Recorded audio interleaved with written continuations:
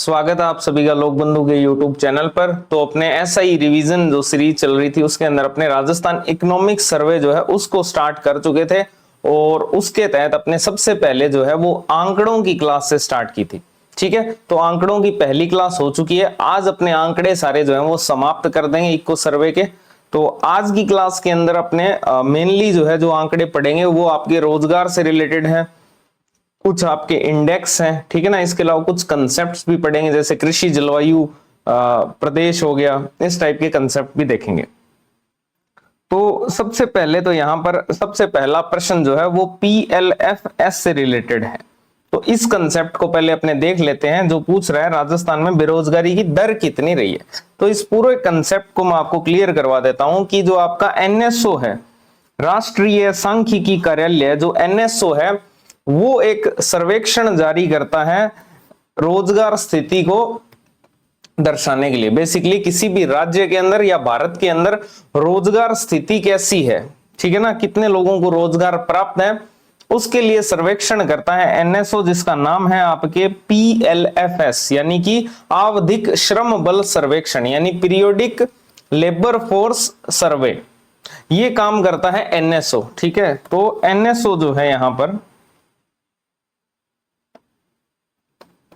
जो NSO है वो जारी करता है PLFS सर्वेक्षण। ठीक है, ये जो सर्वे होता है उसके अंदर NSO तीन चीजों को बेसिकली मापता है। एक तो होता है LFPR, है ना। एक क्या होता है यहां पर LFPR, जो कि है लेबर फोर्स पार्टनरशिप रेट, है ना, श्रम बल भागीदारी दर। इसको मैं याद करवा देता हूं, आप ध्यान से समझते हुए चलना। ठीक है, एक तो होता है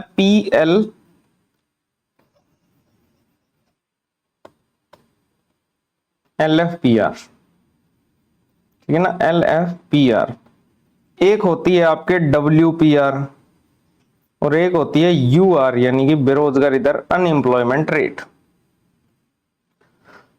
जो WPR है ये क्या है, कार्यशील या फिर श्रमिक जनसंख्या अनुपात यानी कि वर्किंग पॉपुलेशन रेशो, और बेरोजगारी दर को अपने बोलते हैं UR, अनएम्प्लॉयमेंट रेट।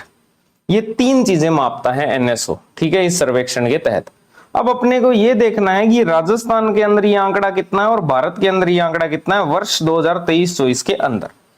तो इसको याद करने की बेसिक सी पहली ट्रिक तो यही है कि राजस्थान का जितने भी आंकड़े हैं वो सारे भारत से ज्यादा है।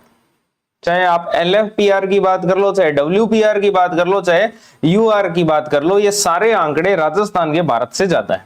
अब आप बोलोगे ये कैसी ट्रिक है, तो एग्जाम में कई बार आपको देखने को मिलेगा, कई बार क्वेश्चन में आप फंस जाते हो, आपको एग्जैक्ट आंकड़ा याद नहीं आ रहा होता, लेकिन आपको अगर ये पता है कि राजस्थान का जो आंकड़ा है वो भारत से ज्यादा है, तब भी आप उस प्रश्न को कर सकते हो। ठीक है, अब आते हैं कि ये आंकड़े कैसे याद हो 67.6 और। तो इसका बहुत ही सिंपल सा तरीका, आपको एक राजस्थान याद करना है, भारत तो अपने आप याद हो जाएगा।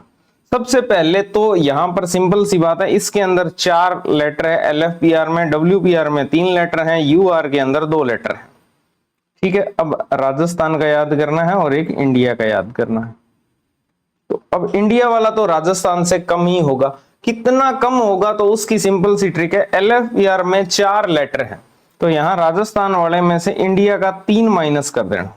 ठीक है, WPR के अंदर 3 लेटर है तो यहां पर आप 2 माइनस कर देना, यानी कि माइनस करना है 1 कम करके। ठीक है, फिर इसी प्रकार UR में 2 लेटर हैं तो 1 माइनस कर देना जो राजस्थान का आंकड़ा हो उसमें से। अब राजस्थान का आंकड़ा क्या है वो आपको याद करना है। राजस्थान का अगर LFPR अपने देखें तो 67.6 है। राजस्थान का LFPR कितना है, 67.6। अगर आप 67 भी याद रख पा रहे हो तो भी काम हो जाएगा। अब इंडिया का याद करने की नीड नहीं है, आपको पता है LFPR में 4 लेटर है तो 3 माइनस करना है।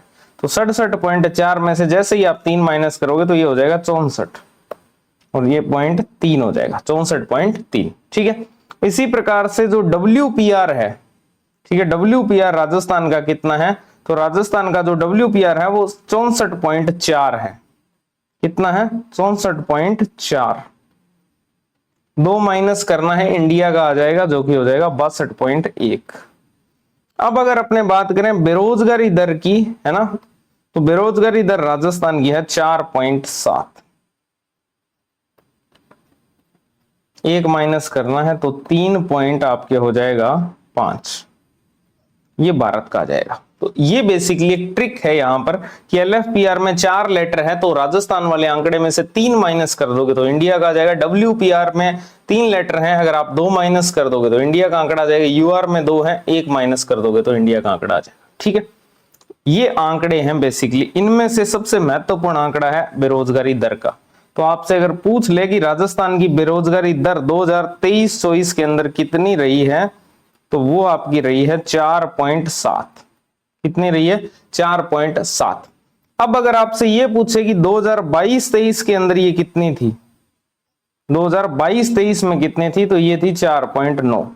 इसका मतलब इस बार इसमें क्या हुई है? कमी हुई है। कितनी कमी हुई है? 0.2% की। कितनी हुई है? 0.2% की। तो ये भी पूछा जा सकता है कि बेरोजगारी दर में गत गणना की तुलना में वृद्धि हुई है या कमी हुई है, तो इसमें क्या हुई है? कमी हुई है 0.2% की। इसके अलावा जो आपके LFPR है और जो WPR है, इनमें क्रमिक वृद्धि हो रही है। तो ये बेसिकली निष्कर्ष है और ये कुछ आंकड़े हैं। ठीक है, तो ये मैंने आपको बता दिया, ये आपको बता दिया क्रमिक। इसके अलावा अगर अपने बात करें कि सबसे ज्यादा लेबर जो है वो किस फील्ड के अंदर है, संकलन श्रेणी के अनुसार सबसे ज्यादा श्रमिक कहां पर लगे हुए हैं, तो सबसे ज्यादा श्रमिक लगे हुए हैं कृषि के अंदर, वानिकी के अंदर और मछली पकड़ने के कार्यों के अंदर। और राजस्थान में ऐसे 51% लेबर है। राजस्थान में 51% लेबर इन्हीं कार्यों में लगी हुई है, कृषि कार्यों में, वानिकी के अंदर और मछली पकड़ने के कार्यों में। और न्यूनतम अगर आपसे पूछ ले कि सबसे कम लेबर कहां पर है, तो जो रियल एस्टेट गतिविधियां हैं वहां पर कम लेबर है। सबसे ज्यादा लेबर कहां पर है? एग्रीकल्चर, वानिकी और आपके मछली पकड़ने के अंदर। राजस्थान में बात करें तो 51% है ये। और न्यूनतम कहां पर है? रियल एस्टेट्स के अंदर। ठीक है, ये आपका पूरा कंसेप्ट है। अब आते हैं प्रश्न के ऊपर।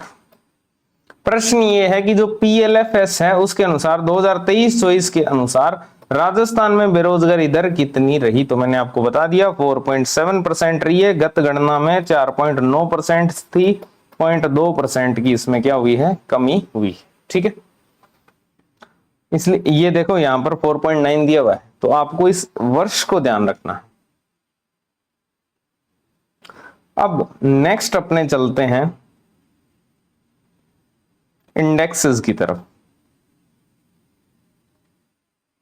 ठीक है, कुछ सूचकांक है जिसके अंदर आपके एक सूचकांक है SDG इंडिया इंडेक्स 4.0, जिसमें राजस्थान ने कौन सी श्रेणी प्राप्त की है। ठीक है, अब अपने चलते हैं SDG इंडिया इंडेक्स की तरफ।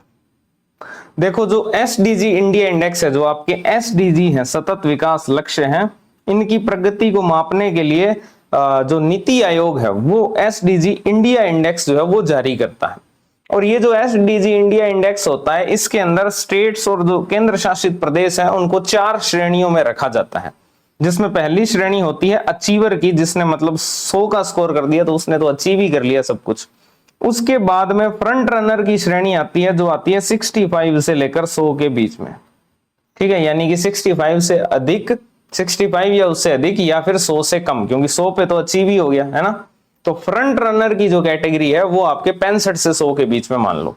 फिर जो आता है वो आता है परफॉर्मर, जो कि है 50 से 65 के बीच में, यानी 50 से अधिक या फिर 65 से कम। 50 से 65 के बीच में परफॉर्मर होते हैं।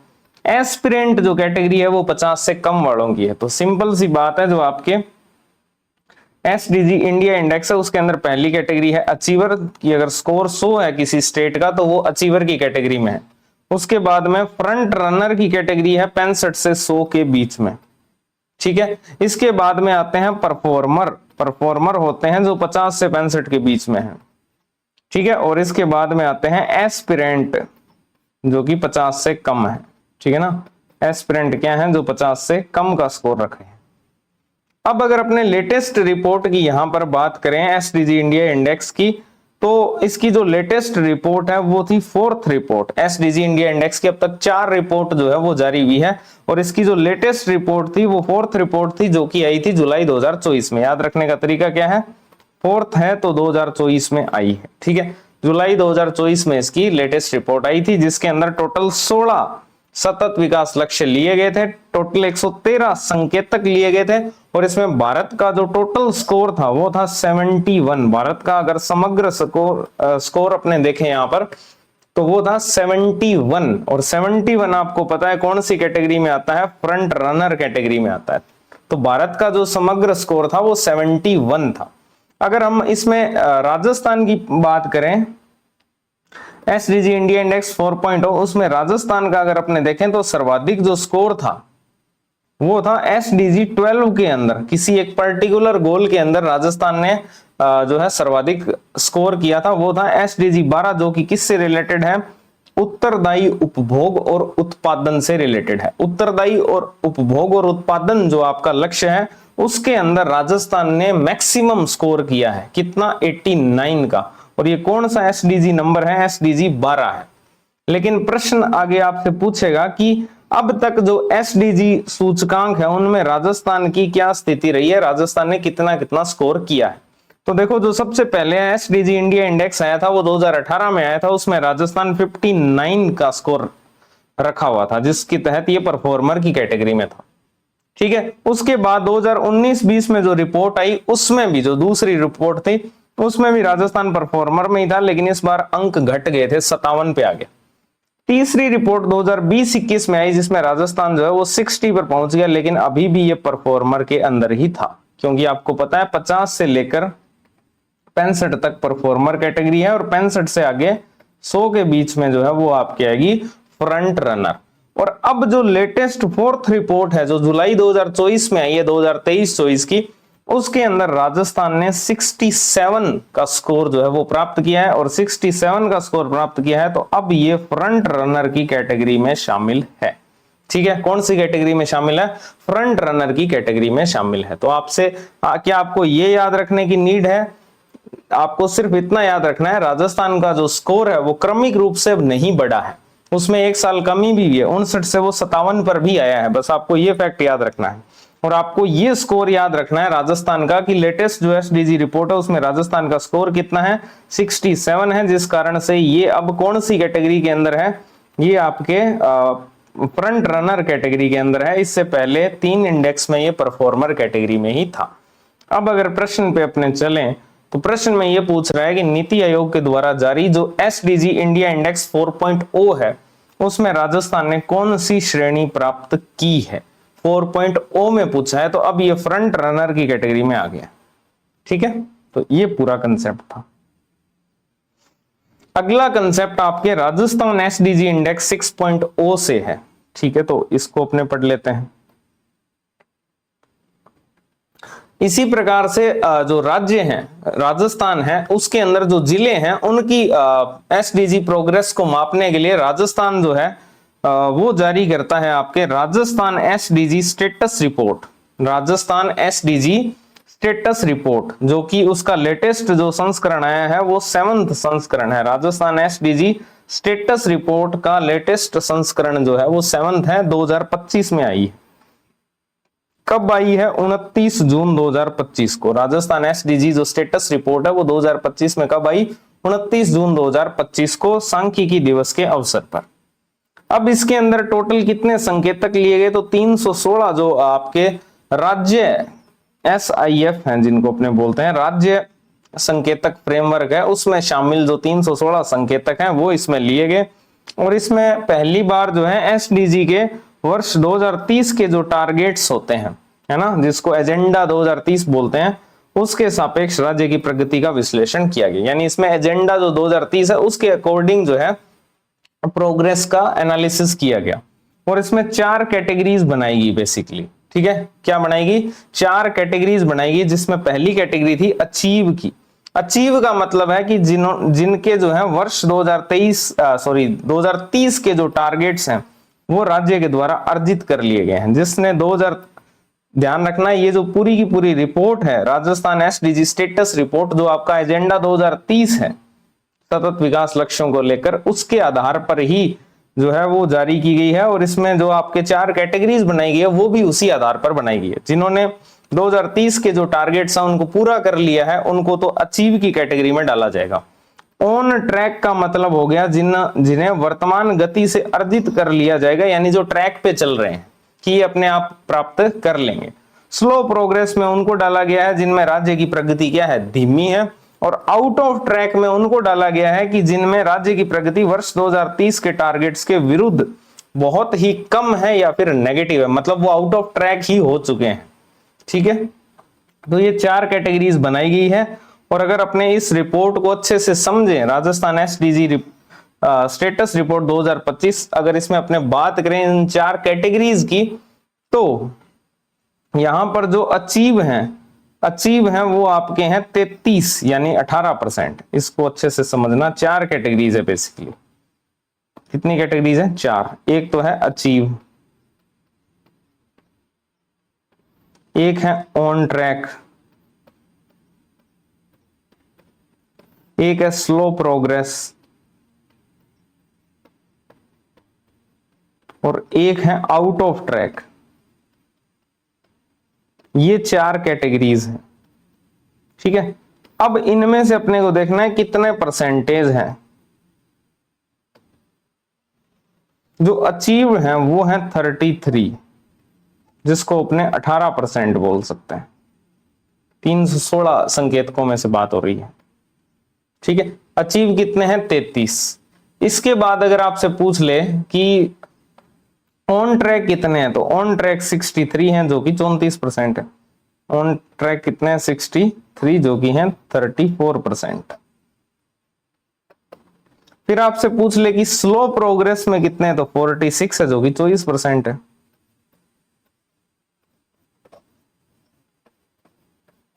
और आउट ऑफ ट्रैक कितने हैं, तो आउट ऑफ ट्रैक 46 हैं जो कि 24% है।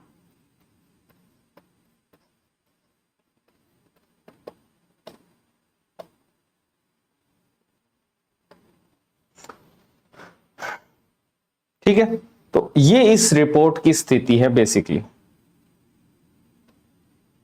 इसके अंदर अगर अपने अचीव की बात करें तो टोटल 33 है। ठीक है, इसी प्रकार ऑन ट्रैक की बात करें तो 63 है, स्लो प्रोग्रेस में 46 है, और आउट ऑफ ट्रैक भी 46 ही है। परसेंटेज में देखोगे तो अचीव 18% है, ऑन ट्रैक 34% है, स्लो प्रोग्रेस 24 और आउट ऑफ ट्रैक 24% है। मत याद करना पड़े। ठीक है, अब जो मेन चीज है, ये तो थी आपके राजस्थान एसडीजी स्टेटस रिपोर्ट 2025 जो कि एजेंडा 2030 के अकॉर्डिंग निकल गई।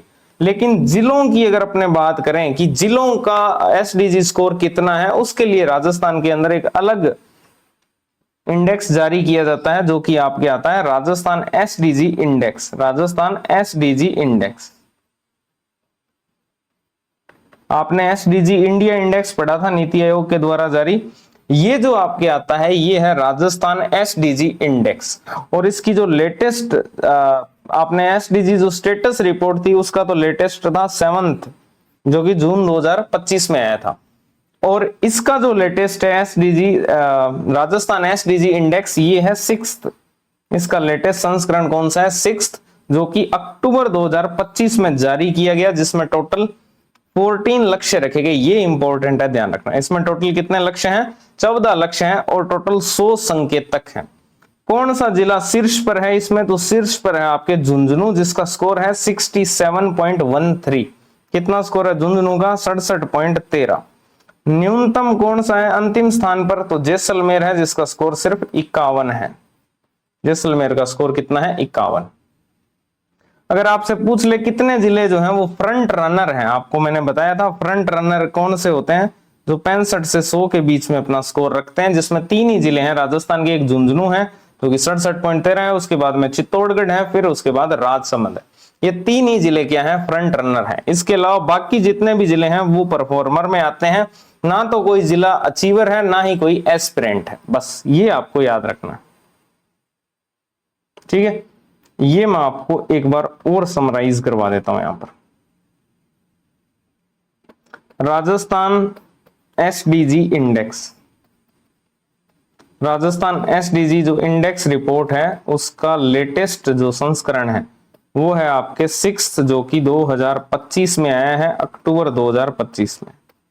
ठीक है, और इसके अंदर टोटल कितने गोल्स लिए गए हैं? पहली बात तो इसमें 13 लक्ष्य जो है लिए गए हैं। कितने टारगेट्स लिए गए हैं? 100। ठीक है, कौन से जिले ने टॉप किया है? झुंझुनू ने। कितना स्कोर रहा है? 67.13। फ्रंट रनर जिनका स्कोर 65 से 100 के बीच में, ऐसे जिले कितने हैं? 3, झुंझुनू, चित्तौड़गढ़ और राजसमंद। ठीक है, न्यूनतम कौन सा है? न्यूनतम सबसे अंतिम स्थान पर जैसलमेर है। स्कोर कितना है? 51 पॉइंट समथिंग। क्या कोई भी जिला अचीवर है क्या? बिल्कुल भी नहीं, कोई भी जिला अचीवर नहीं है, यानी किसी का स्कोर 100 नहीं है। क्या कोई जिला एस्पिरेंट है जिसका स्कोर 50 से कम है? ऐसा भी कोई जिला नहीं है। ठीक है, तो ये पूरी की पूरी रिपोर्ट है। ठीक है, सॉरी 13 नहीं, 14 लक्ष्य हैं। ठीक है, तो 14 लक्ष्य हैं, 100 संकेतक हैं, शीर्ष पर झुंझुनू है 67.13। अब आते हैं प्रश्न के ऊपर। प्रश्न कह रहा है कि अक्टूबर 2025 में जारी जो आपके राजस्थान एसडीजी इंडेक्स 6.0 है, उसकी रिपोर्ट में किस जिले ने शीर्ष स्थान प्राप्त किया है? तो ये हो जाएगा आपके झुंझुनू। अब आते हैं WPI। यहां पर आप राजस्थान की जगह भारत कर लो। इस प्रश्न में राजस्थान की जगह पर क्या कर लो? भारत। भारत के अंदर जो WPI है उसका नया आधार वर्ष क्या निर्धारित हुआ है? बिल्कुल करंट अपडेटेड क्वेश्चन है, अभी की न्यूज है, ये लेटेस्ट न्यूज है जून महीने की।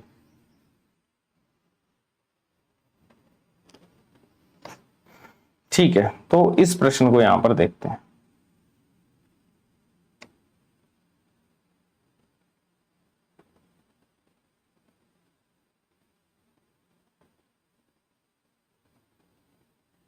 हाँ, तो जो थोक मूल्य सूचकांक होता है WPI, अगर हम इसकी बात करें तो ये थोक स्तर के ऊपर मूल्य परिवर्तन को दर्शाता है, उत्पादन लागत को प्रभावित करता है और राजस्थान के अंदर इसको मासिक आधार पर जारी किया जाता है।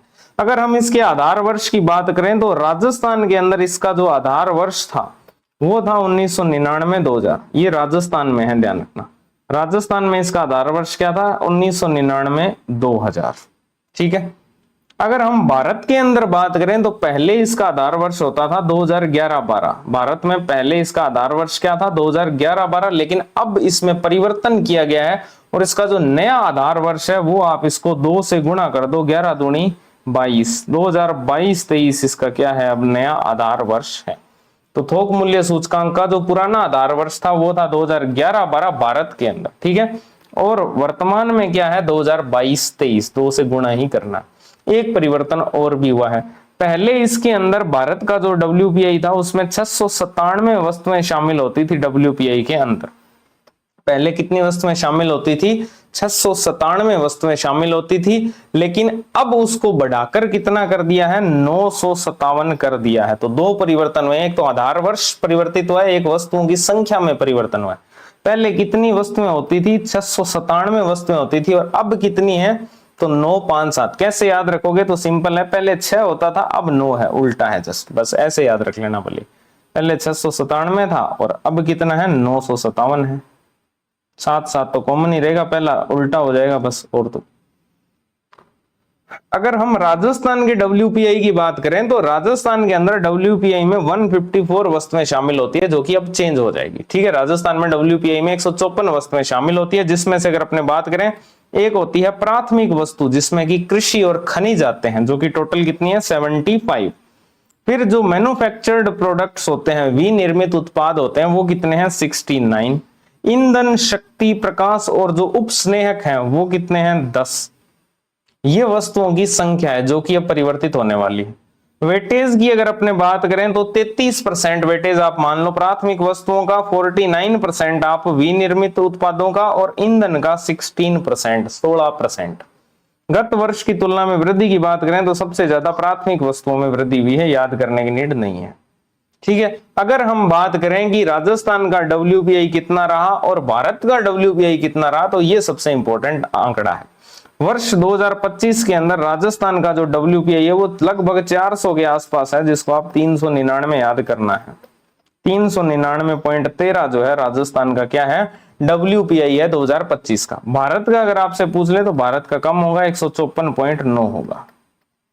भारत का कितना? 154.9। वृद्धि दर कितनी रही? राजस्थान में तो 1.13% और भारत में 0.65%। आप ये याद रख लेना, 1 पॉइंट और पॉइंट के अंदर समथिंग। आधार वर्ष मैंने आपको बता ही दिया 1999, 2000 तो राजस्थान में है, ये अब चेंज हो जाएगा, भारत वाला 2022-23 हो गया है। ठीक है, डन। चलो अब आते हैं प्रश्न के ऊपर। अच्छा, एक फूड WPI भी होता है, WPI का ही एक विशेष प्रकार है फूड WPI, खाद्य वस्तुओं को इसमें शामिल किया जाता है। अगर इसके वेटेज की बात करें तो लगभग 30% इसका वेटेज है, ध्यान रखना। वारांश कितना है? 30%। और राजस्थान का WPI खाद्य सूचकांक कितना है? 427.13। वैसे WPI कितना है? 399, और फूड WPI पूछ ले तो 427.13, जिसमें 1% की वृद्धि हुई है बस। अब अगर प्रश्न पे आए अगर अपने, तो भारत के अंदर थोक मूल्य सूचकांक का नया आधार वर्ष क्या निर्धारित किया गया है? तो मैंने आपको बता ही दिया 2022-23। पहले क्या था? 2011-12। राजस्थान में कितना है? 1999, 2000। ठीक है। अब पहली बात तो यह है कि अगर आप चैनल पर नए हो तो चैनल को सब्सक्राइब जरूर कर लेना। दूसरी बात यह है अगर आप ये पूछ रहे हो कि इसका कंटेंट आपको कहां पर मिलेगा, तो मैं आपको बता देता हूं, लोकबंधु ऐप पर, जिसका नीचे लिंक दिया गया है, जो आपके वर्दी टेस्ट सीरीज है SI की, उसके अंदर आपको इसका जो ये जो क्लास है, इसकी एक तो सॉल्यूशन वाली ये वाली PDF, इसके अलावा ये क्वेश्चन वाली PDF, ये आपको वहां पर मिल जाएगी। ठीक है, उस टेस्ट सीरीज के अंदर, सिर्फ टेस्ट सीरीज वाले स्टूडेंट्स के लिए ओनली। आपको बाकी जो स्टूडेंट है उनको ये जो क्वेश्चन वाली PDF है ये फ्री मिलेगी, लेकिन सॉल्यूशन वाली PDF सिर्फ जिन्होंने टेस्ट सीरीज बाई की है उन्हीं को ही मिलेगी। अगर आप चाहते हो कि इस प्रकार का कंटेंट आपके पास में एज ए बुक फॉर्मेट में हो, तो आप आर्थिक समीक्षा की जो लोकबंधु की बुक है वो बाई कर सकते हो। वो कंपाइलेशन फॉर्मेट में है, उसमें सारे आंकड़े इसी प्रकार से एक जगह दिए हुए हैं, सारी योजनाएं एक जगह पर दी हुई है, सारी नीतियां एक जगह पर दी हुई है। वो आप ऐप के थ्रू ही बाई कर पाओगे। ठीक है, अब अगले प्रश्न की तरफ चलते हैं। अगला प्रश्न CPI से रिलेटेड है, CPI IW से रिलेटेड। तो CPI का पूरा कंसेप्ट अपने यहां पर समझ लेते हैं। देखो, ये तो WPI का पूरा कंसेप्ट था जिसमें एक परिवर्तन है, वो मैंने आपको बता दिया। ठीक है, CPI की अगर अपने बात करें, जो कि उपभोक्ता मूल्य सूचकांक है, तो CPI जो है वो प्रत्येक उपभोक्ता के लिए कीमत स्तर में होने वाले उतार चढ़ाव को दर्शाता है। इसलिए सरकार क्या है, मुद्रास्फीति के लिए थोक मूल्य सूचकांक की तुलना में उपभोक्ता मूल्य सूचकांक पर अधिक बल देती है। CPI पर अधिक बल देती है, WPI पर महंगाई के मामले में। क्यों? ये आपको कथन कारण में देखने को मिलेगा। क्योंकि जो CPI होता है वो कीमत स्तर में होने वाले उतार चढ़ाव को दर्शाता है।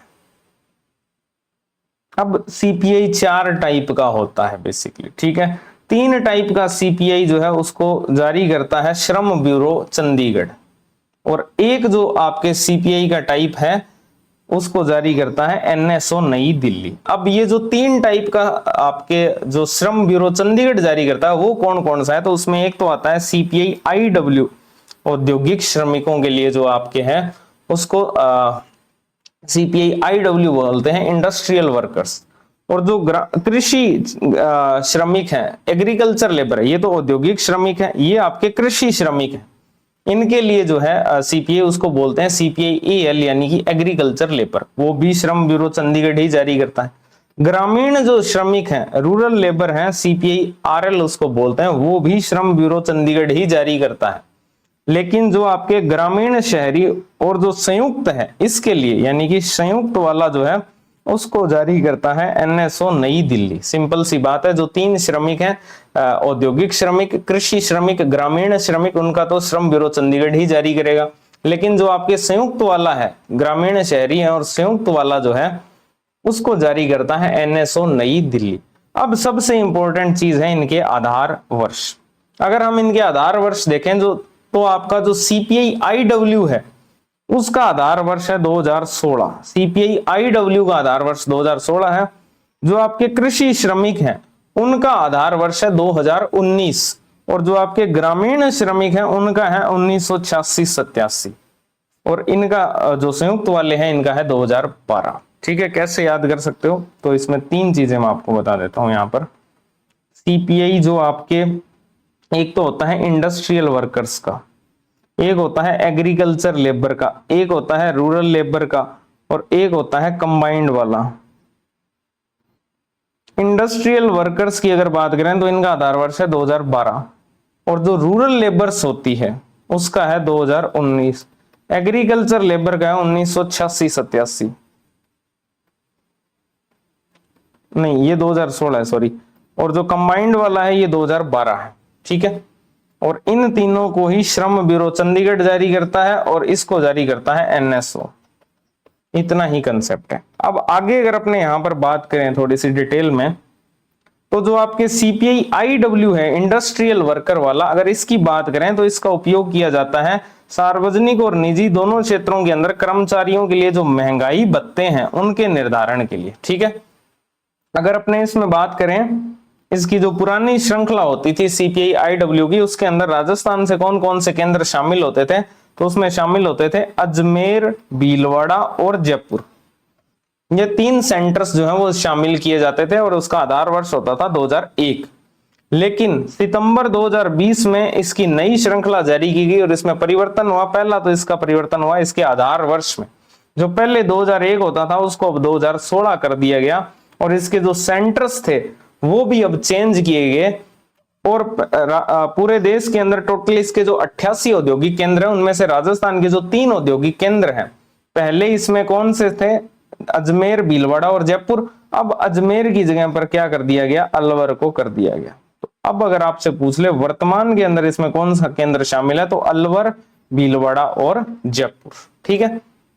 बाकी इनकी क्या स्थिति रही है 2025 के अंदर, तो सर्वाधिक वृद्धि भीलवाड़ा में हुई है, फिर अलवर में हुई है, फिर जयपुर में। ये सब याद करने की खैर नीड नहीं है, ठीक है। फिर दूसरा इसमें अपने एग्रीकल्चर लेबर की अगर अपने बात करें, तो एग्रीकल्चर लेबर का पुराना आधार वर्ष होता था आपके 1986-87, जिसको की चेंज किया गया जून 2025 से। ये मई 2025 तक रहा था 1986-87, लेकिन जून 2025 के अंदर इसका नया आधार वर्ष जारी किया गया 2019, ठीक है। और एग्रीकल्चर लेबर वाला जो सीपीआई है इसकी अगर अपने बात करें तो राजस्थान वाला भारत से ज्यादा होता है। फिर अगर अपने जो कंबाइंड वाला है अगर इसकी बात करें तो इसको जारी करता है एनएसओ, और जो ministry of statistics and programming है, सांख्यिकी और कार्यक्रम कार्यान्वयन मंत्रालय है, वो इसको जारी करता है। और इसका नया आधार वर्ष 2012 है, जो कि जनवरी 2015 से इफेक्टिव हुआ है। और इसकी अगर अपने बात करें 2025 के सूचकांकों में, तो भारत का जो कंबाइंड वाला है वो राजस्थान से ज्यादा है। ये आपको याद करना है। प्रश्न क्या है कि जो सीपीआई आईडब्ल्यू है उसकी नई श्रृंखला के अंदर राजस्थान का कौन सा केंद्र जो है वो शामिल किया गया है। तो राजस्थान का कौन सा केंद्र इसमें शामिल किया गया है, तो इसमें अलवर जो है उसको शामिल किया गया है, ठीक है। पहले अजमेर होता था, अब अलवर है। इसके अलावा 2 और भी हैं, एक भीलवाड़ा है और एक क्या है, जयपुर। अब अपने राजकोषीय प्रबंधन से रिलेटेड कंसेप्ट्स देखने वाले हैं।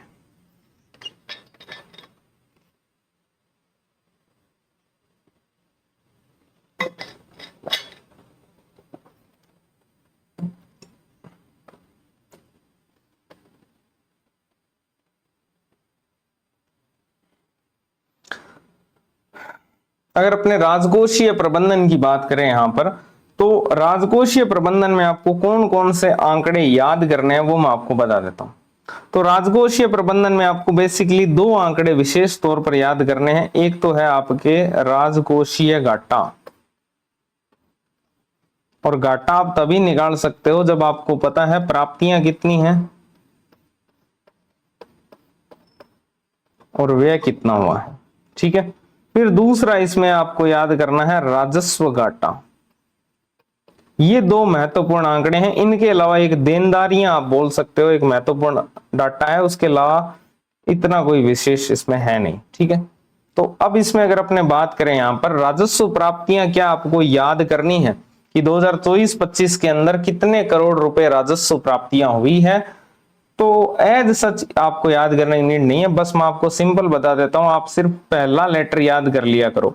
राजस्व अगर आपसे प्राप्तियां पूछ ले तो ये 2 से स्टार्ट होगी, बस इतना याद कर लेना है ना, कि ये 2 लाख करोड़ रुपए के आसपास है। कितनी है, 2 लाख करोड़ रुपए राजस्व प्राप्तियां। इतना याद कर लोगे तो आपका काम हो जाएगा, ठीक है। अब ये जो राजस्व प्राप्तियां हैं इनके अंदर भी अगर अपने बात करें तो सबसे ज्यादा जो हिस्सा है वो किसका है, वो है आपके स्वयं का जो कर राजस्व है उसका। राजस्व प्राप्तियां दो प्रकार की प्राप्तियां होती है, एक राजस्व होती है, एक पूंजीगत होती है। तो जो राजस्व प्राप्तियां हैं वो लगभग 2 लाख करोड़ रुपए, आप ये मान के चलो। अब इन राजस्व प्राप्तियों में भी अलग अलग हिस्सेदारी है, जैसे कि जो स्वयं का कर राजस्व होता है, टैक्स होता है, टैक्स रेवेन्यू होता है, उससे कितनी प्राप्तियां हो रही है। फिर जो केंद्रीय कर होते हैं उनमें कितनी हिस्सेदारी है स्टेट की। इसके अलावा करों के अलावा जो रेवेन्यू मिल रहा है वो कितना है, और सेंट्रल जो है असिस्टेंस कितनी मिल रही है, केंद्रीय सहायता कितनी मिल रही है। तो अगर यहां पर अपने देखें राजस्व प्राप्तियों की, तो आपको सिर्फ ये क्रम याद करने की नीड है, ना कि ये वाले आंकड़े याद आपको करने हैं। तो इसमें राजस्व प्राप्तियों में ध्यान रखना सबसे ज्यादा स्वयं का कर राजस्व है, पहले नंबर पर स्वार्थ इंपॉर्टेंट है तो सबसे पहले स्वयं आएगा। फिर आपके दूसरे नंबर पर आएगा सबसे ज्यादा केंद्रीय करों में हिस्सेदारी, 4 वर्ड है इसमें। फिर कर भिन्न राजस्व में 3 है, केंद्रीय सहायता में 2 ही है, तो ये अपने आप आपके डिसेंडिंग ऑर्डर में सेट हो जाएगा। ठीक है, तो ऐसे याद कर सकते हो इसको। फिर क्या आपको ये याद करने की नीड है कि गैर साख पूंजीगत प्राप्तियां कितनी है, रहने दो। ठीक है, कुल प्राप्तियां कितनी है, तो ये राजस्व प्राप्तियों में आप गैर साख पूंजीगत प्राप्तियां अगर आप जोड़ दोगे तो आपके कुल प्राप्तियां आ जाएगी लगभग इतनी ही है, 2 आप याद रख लेना। ठीक है, सिर्फ राजस्व प्राप्तियां याद कर लो, इनफ है। टोटल व्यय कितना हुआ है, जिसमें से राजस्व व्यय कितना है 2.69 आप याद रख लेना व्यय में, और राजस्व व्यय में, और राजस्व प्राप्तियों में 2.27 याद रख लेना। यानी कि प्राप्तियां कम है, व्यय ज्यादा है। 2.69 और वो 2.27 है प्राप्तियां। अब ये जो व्यय हुआ है इसमें आपके राजस्व व्यय तो इतना हो गया। अब जो पूंजीगत परिव्यय होता है, कैपिटलिज्म के ऊपर हम खर्चा करते हैं उसको बोलते हैं पूंजीगत परिव्यय, जो कि है लगभग 30,000 करोड़ रुपए। कितना हुआ है, 30,000 करोड़ रुपए। तो ये याद रख लेना पूंजीगत परिव्यय कितना हुआ है, 30,000 करोड़ रुपए। अब यहां पर आता है राजस्व घाटा। राजस्व घाटा जो है राजस्व प्राप्तियां माइनस राजस्व व्यय। ठीक है, तो राजस्व घाटा याद करने का तरीका है आपके सीधा सीधा यहां पर अपने पहला जो घाटा याद कर रहे हैं वो है राजस्व घाटा, राजस्व व्यय माइनस राजस्व प्राप्तियां। तो राजस्व घाटा है आपके 41,000 रुपए का। कितना है, 41,000 करोड़ रुपए। राजस्व घाटा कितना है, 41,000 करोड़ रुपए। कितना है, 41,000 करोड़ रुपए आपके राजस्व घाटा है, 41,950 पैसे। दूसरा जो अपने घाटा याद कर रहे हैं वो है प्राथमिक घाटा, जो कि है 32,241। तो 32,000 याद रख लो। दूसरा जो घाटा है वो है आपके प्राथमिक घाटा, जो कि है आपके 32,000 करोड़ रुपए।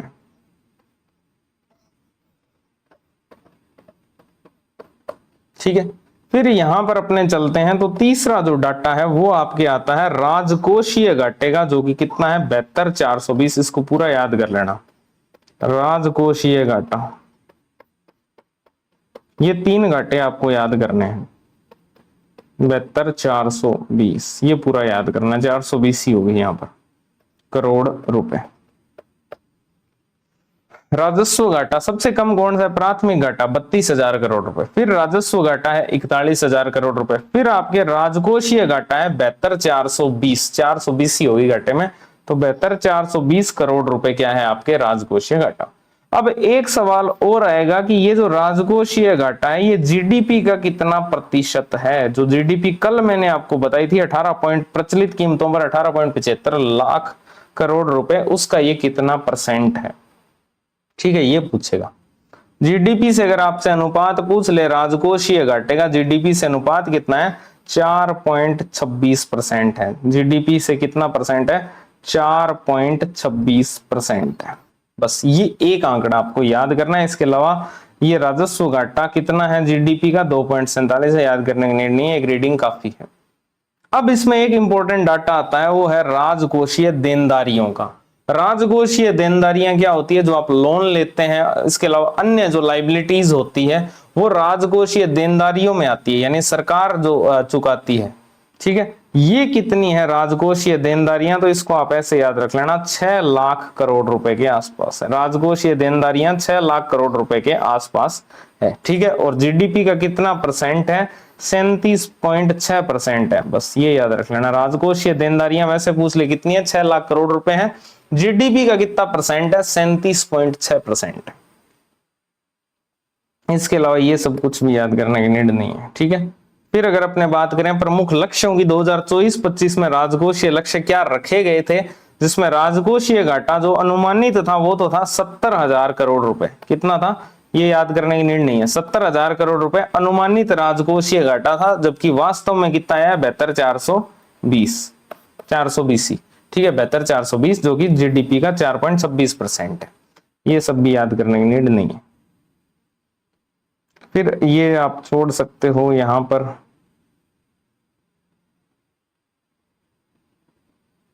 हाँ ये आपको जरूर याद करना चाहिए, जो आपके राजस्व व्यय है उसका सेवावार विवरण। जो आप सरकार का जो राजस्व व्यय है उसमें सरकार सबसे ज्यादा खर्चा कहां करती है, सबसे ज्यादा खर्चा करती है सामाजिक सेवाओं पर, उसके बाद में करती है सामान्य सेवाओं पर, जिसमें अनुदान और अंशदान सहित दोनों शामिल हैं, और तीसरे नंबर पर वो करती है आर्थिक सेवाओं पर। सबसे ज्यादा सामाजिक सेवाओं पर 42%, फिर सामान्य सेवाओं पर 32% और आर्थिक सेवाओं पर कितना, 25% व्यय करती है सरकार। इसके अलावा ये सब याद करने की नीड नहीं है। वेतन मजदूरी पर जो व्यय हो रहा है वो टोटल राजस्व का 35% है, ये कितना याद करोगे। विकासात्मक व्यय कितना है, कुल व्यय का 70% है। पूंजीगत परिव्यय ये तो मैंने आपको पहले बता ही दिया था। राजकोषीय देनदारियों का मैंने बता दिया। हाँ, राजकोषीय जो देनदारियां हैं उनके अंदर आपको ये जरूर याद कर लेना है इसके घटक। राजकोषीय देनदारियों के घटक सबसे ज्यादा हिस्सा है इसमें आंतरिक ऋणों का, फिर आता है राज्य बीमा और प्रावधायी निधि का, फिर आपके आता है आरक्षित निधि और जमा का, और लास्ट में आता है केंद्र सरकार से ऋण। ठीक है,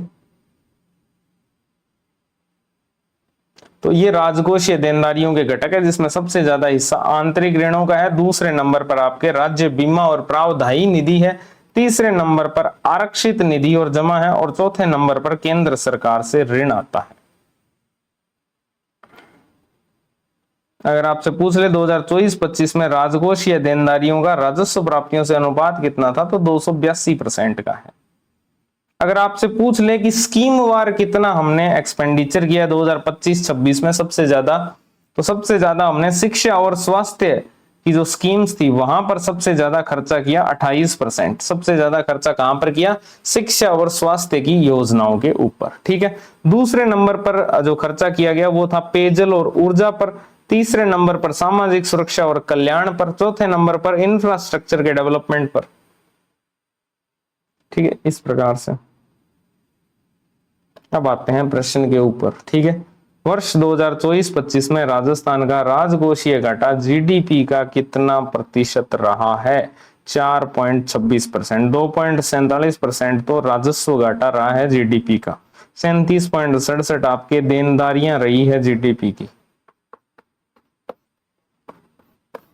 ठीक है, चलो नेक्स्ट प्रश्न देखते हैं। अगला प्रश्न है 2025-26 का जो स्कीम वार आय व्यय परिव्यय है उसमें सर्वाधिक आवंटन किस क्षेत्र को किया गया है, तो मैंने आपको बताया शिक्षा और स्वास्थ्य की योजनाओं पर सबसे ज्यादा खर्च किया गया है। दूसरे नंबर पर पेयजल और ऊर्जा के लिए खर्च किया गया है, और तीसरे नंबर पर यहां पर खर्च किया गया था सामाजिक सुरक्षा और कल्याण के ऊपर, और चौथे नंबर पर आधारभूत विकास। तो ये क्रम है, सबसे ज्यादा 28% जो खर्चा किया गया है वो शिक्षा और स्वास्थ्य पर किया गया है। ठीक है,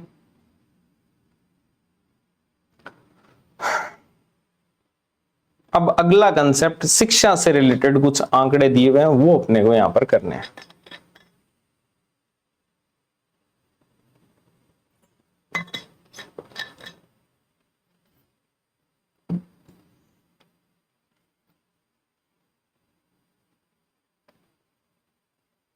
ठीक है, तो ये अपने कर चुके हैं ना सारा।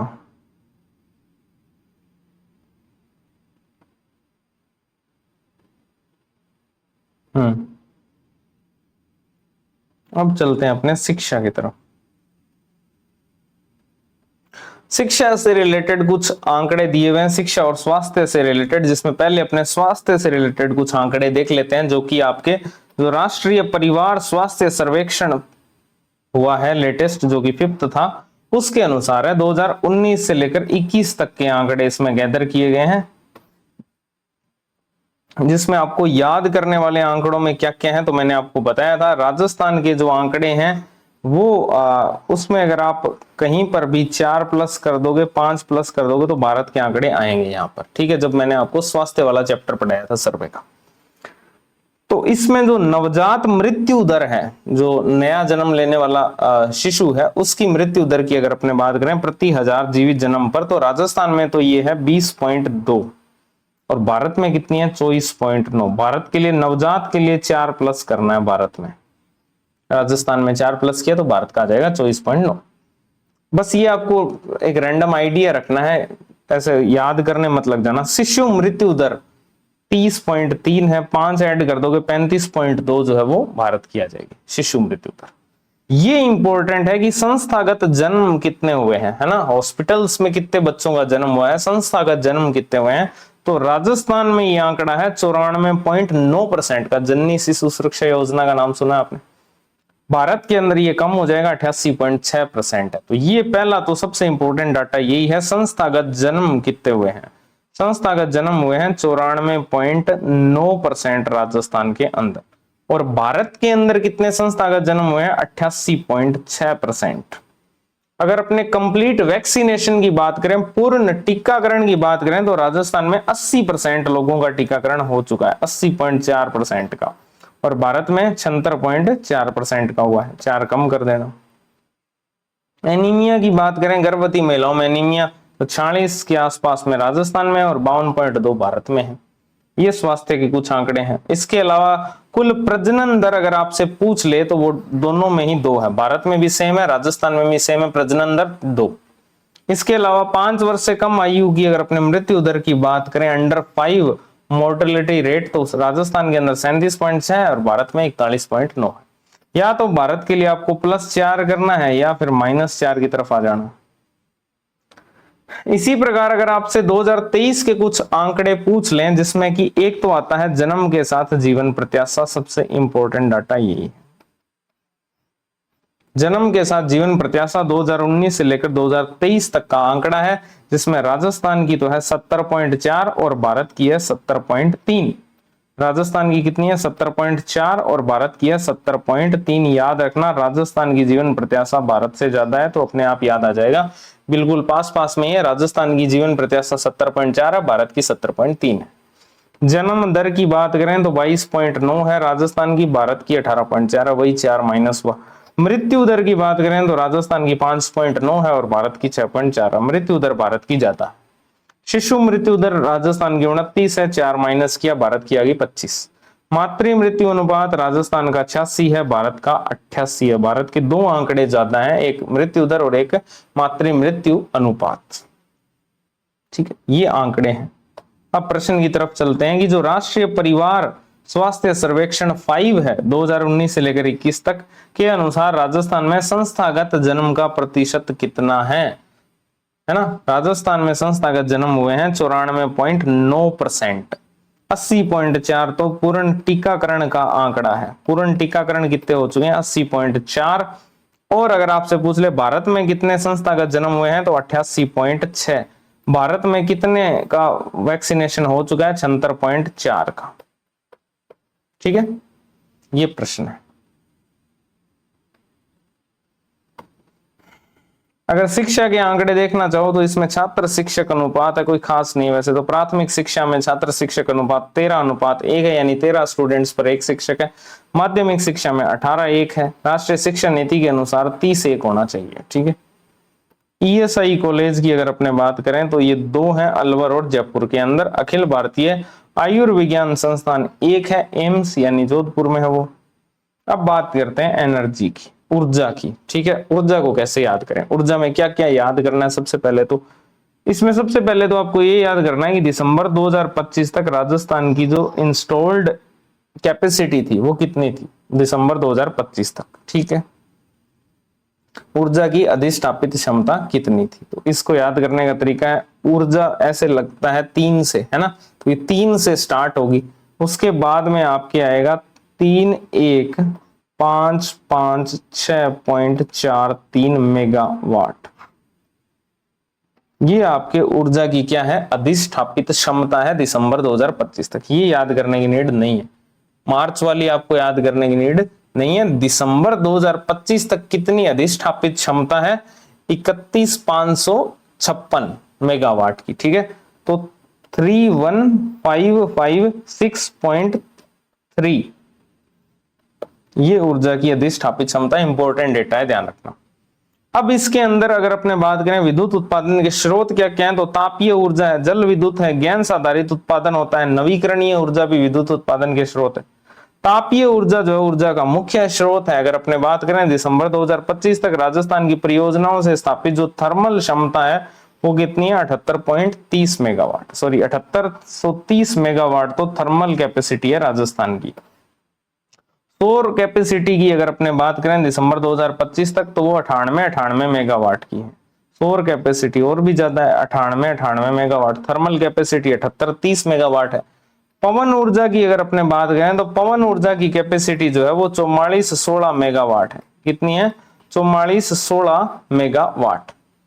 सौर ऊर्जा की कितनी थी, 98, पवन ऊर्जा की कितनी है, 4416, और इन दोनों को अगर ऐड कर दिया जाए तो ऐड करते हैं तो 45 पॉइंट, दोनों का जो संयुक्त आता है 45.36% आता है। यानी कि पवन ऊर्जा और सौर ऊर्जा दोनों की मिलाकर कितनी स्थापित क्षमता है, तो 45.36% है, ठीक है। ये चीज है, एक तो थर्मल कैपेसिटी 7830 मेगावाट है, सौर कैपेसिटी 98 मेगावाट है दिसंबर 2025 तक, पवन ऊर्जा की कैपेसिटी 4416 है, दोनों को मिलाकर पूछ लेगा तो 45.36, ये मुझे लग रहा है पूछा जा सकता है, 45.36% है दोनों की मिलाकर। और वैसे कितनी अधिष्ठापित क्षमता दिसंबर 2025 तक, 31,556.43, ठीक है। राजस्थान में ऊर्जा की अधिष्ठापित क्षमता कितने मेगावाट तक पहुंच गई है दिसंबर 2025 तक, तो 31,556.43 मेगावाट। ये मार्च तक की है, 27,000 वाली, ठीक है। अब नेक्स्ट अपने चलते हैं वन से रिलेटेड। इसके अलावा ऊर्जा उत्पादन कितना हुआ है, CAGR 555 है, ध्यान रखना CAGR कितना है, 555 है। प्रसारण तंत्र कितना है, ये सब नहीं याद करने यार आप, ये PDF मिल जाएगी, अगर आपको पढ़ना है तो पढ़ लेना, किताब में भी दिए हुए हैं, वहां से भी पढ़ लेना आप। ऊर्जा उपभोक्ता अगर आपसे पूछ ले तो सबसे ज्यादा घरेलू है, फिर कृषि है, फिर गैर घरेलू है, ठीक है, ये सब नहीं। हाँ, ये जरूर आपको पढ़ना चाहिए कि राजस्थान के अंदर जो सौर ऊर्जा उत्पादन है उसके लिए अपार क्षमता क्यों है। उसका रीजन है, एक तो सौर विकिरण की तीव्रता जो कि 6 से 7 किलोवाट घंटे प्रति वर्ग मीटर प्रतिदिन चलती है, ठीक है। दूसरा है, यहाँ पर 325 से अधिक सौर दिवस होते हैं। अनुमानित क्षमता जो आपके नवीकरणीय मंत्रालय है भारत सरकार का, उसके अनुसार 142 गीगावाट की है। इसके अलावा राजस्थान की रेगिस्तानी भूमि भी सौर ऊर्जा उत्पादन के अनुकूल स्थिति बनाती है। पवन ऊर्जा की अगर अपने क्षमता की बात करें तो 284 गीगावाट की पवन ऊर्जा की क्षमता है 150 मीटर की ऊंचाई पर। बायोमास की बात करें तो बायोमास में सिंपल है, 20 बायोमास संयंत्र अब तक लगाए जा चुके हैं दिसंबर 2025 तक। अगला प्रश्न किससे रिलेटेड था, वनों से रिलेटेड था। चलो इससे पहले कुछ मल्टीपल स्टेटमेंट क्वेश्चन भी कर लेते हैं, जो आपको, ये तो कल कर ही लिए थे 34 तक, तो खनिज भी कर लिए थे, पर्यटन अब तक नहीं पढ़ा है। ओके, पर्यटन से रिलेटेड कुछ पढ़ते हैं यहाँ पर, ठीक है। पर्यटन से रिलेटेड कुछ आंकड़े पढ़ते हैं, बहुत ही सिंपल से आंकड़े हैं पर्यटन के तो।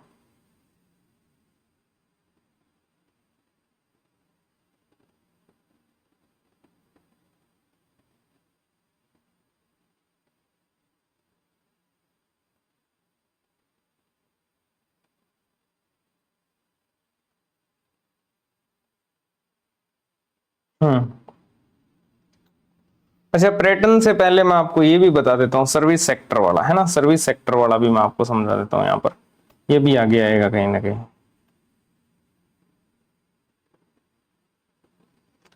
देखो आपको मैंने कल बताया था कि जो जीएसवीए है, स्थिर कीमतों पर अगर अपने आप पूछ ले तो 8.7 लाख करोड़ रुपए के आसपास आया था, और प्रचलित कीमतों पर 17.12 लाख करोड़ रुपए आया था।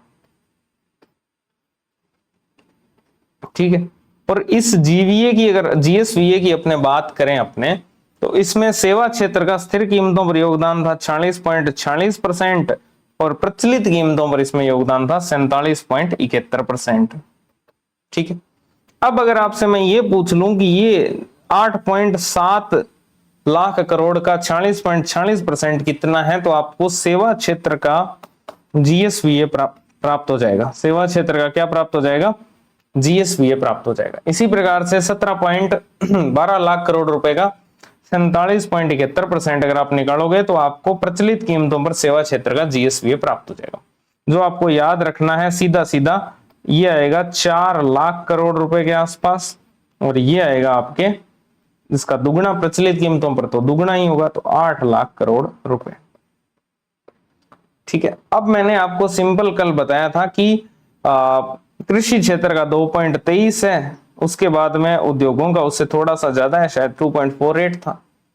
ठीक है। तो इनको आप जोड़ दोगे तो ये 8.7 लाख करोड़ रुपए आ जाएगा, इस प्रकार से। ठीक है। तो सेवा क्षेत्र का जो है वो 4 लाख करोड़ रुपए के आसपास आएगा जीएसवीए, और आपके प्रचलित ये तो स्थिर कीमतों पर है, और प्रचलित कीमतों पर आएगा ये 8 लाख करोड़ रुपए। अब इसके बाद में एक आता है कि वृद्धि कितनी हुई है। वृद्धि की बात करें तो स्थिर कीमतों पर 11% की वृद्धि हुई है, और प्रचलित कीमतों पर हुई है 13% की वृद्धि। ठीक है।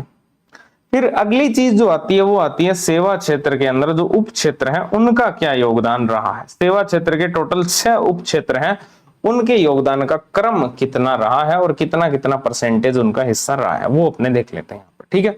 ये मैंने आपको बताया कि स्थिर कीमतों पर जीएसवी कितना है सेवा क्षेत्र का 4, और यहां पर 8, वृद्धि 11%, 13%, ये तो आपको याद करवा ही दिया था पहले ही।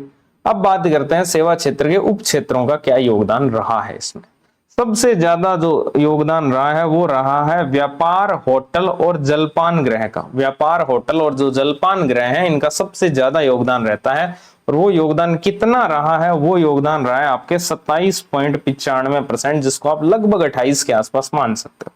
तो व्यापार, होटल और जलपान गृह जो है वो लगभग आप 27.9% मान सकते हो। ठीक। दूसरे नंबर पर जो योगदान रहा है वो रहा है स्थावर संपदा का, आवासीय गृहों के स्वामित्व का, और जो पेशेवर सेवाएं होती हैं उनका। कितना? 23%। ये दूसरे नंबर पर है। तीसरे नंबर पर रहा है अन्य सेवाओं का 20%। चौथे नंबर पर आपके रहा है वित्तीय सेवाओं का, जो कि कितना है? 10.62%। पांचवें नंबर पर रहा है परिवहन, भंडारण और संचार का, जो कि 10.57% है। छठे नंबर पर लोक प्रशासन सेवाएं हैं 7%। अब इसको याद करने का क्या तरीका है? याद करने का तरीका यह है कि आपको एक याद करना है कि व्यापार, होटल और जलपान का सबसे ज्यादा है, जो कि है लगभग 27.9%। उसके बाद में आपको सेवाएं शब्द को ध्यान में रखना है। दूसरे नंबर पर सेवाएं आएगी, जिसमें कि आपके स्थावर संपदा, आवासीय गृहों का स्वामित्व और पेशेवर सेवाएं आएगी। तीसरे नंबर पर अन्य सेवाएं आएगी। ठीक है। चौथे नंबर पर आपके वित्तीय सेवाएं आएगी। पांचवें नंबर पर आप बस ये याद रख लेना, लोक प्रशासन सेवाएं सबसे कम है, तो पांचवें नंबर पर आपके परिवहन, भंडारण और संचार आ जाएगा, और छठे नंबर पर लोक प्रशासन सेवाएं। अब अगर अपने बात करें कि स्थिर मूल्यों के ऊपर वृद्धि कितनी हुई इनमें, ठीक है, तो सबसे ज्यादा वृद्धि इसी क्षेत्र में हुई है जिसका योगदान सबसे ज्यादा है, और कमी जो हुई है वो हुई है आपके परिवहन, भंडारण और संचार के अंदर। बाकी सब तो सेवाओं वाले हैं, तो आप ऐसे भी याद रख सकते हो कि सबसे ज्यादा वृद्धि उसमें हुई है जिसमें सेवा वर्ड नहीं दिया हुआ है, यानी व्यापार वाला, और दूसरा कमी भी उसी में हुई है जिसमें सेवा वर्ड नहीं दिया गया है, तो ये आपका हो जाएगा परिवहन, भंडारण और संचार। अब अपने पर्यटन से रिलेटेड अगर आंकड़े देखें तो पर्यटन 2 टाइप का होता है। देखो पर्यटन से रिलेटेड आंकड़े मैं आपको समझा देता हूं अच्छे से, कि जो पर्यटन होता है उसके अंदर जो पर्यटक होते हैं, जो टूरिस्ट होते हैं, वो 2 टाइप के होते हैं। एक होते हैं आपके घरेलू पर्यटक, जो भारत के अन्य स्टेट से आते हैं, या राजस्थान में से ही हो गए, ठीक है। इसके अलावा आपके हो गए विदेशी पर्यटक जो विदेशों से आते हैं। एक डाटा तो ये पूछेगा कि टोटल कितने घरेलू पर्यटक आए, यानी घरेलू पर्यटकों की संख्या पूछेगा ये। फिर पूछेगा गत वर्ष की तुलना में ये कम थे या ज्यादा थे, यानी कि कमी हुई या इनमें वृद्धि हुई।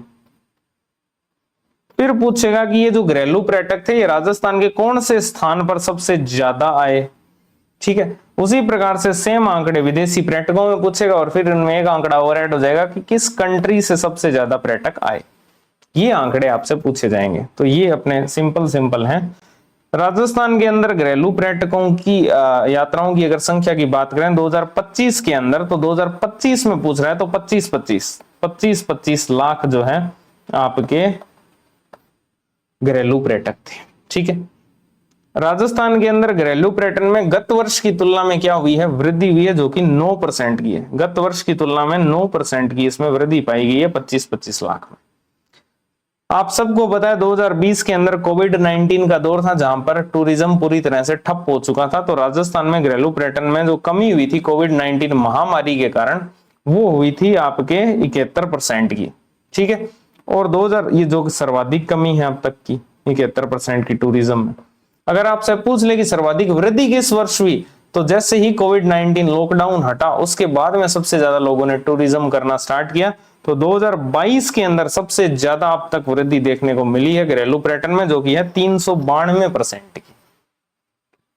फिर अगर आपसे पूछ ले कि राजस्थान के अंदर सर्वाधिक जो घरेलू पर्यटन वाले स्थल हैं वो कौन कौन से हैं, कहां पर लोग सबसे ज्यादा आते हैं, तो उससे पहले एक इंपॉर्टेंट डाटा ये है कि कौन सा ऐसा स्थान है जहां पर सबसे ज्यादा लोगों ने विजिट किया इस साल, यानी सबसे ज्यादा वृद्धि किस एरिया के टूरिज्म में हुई, तो वो था आपका पुंछरी का लोठा, जो कि डीग के अंदर पड़ता है। सबसे ज्यादा वृद्धि इसी में हुई।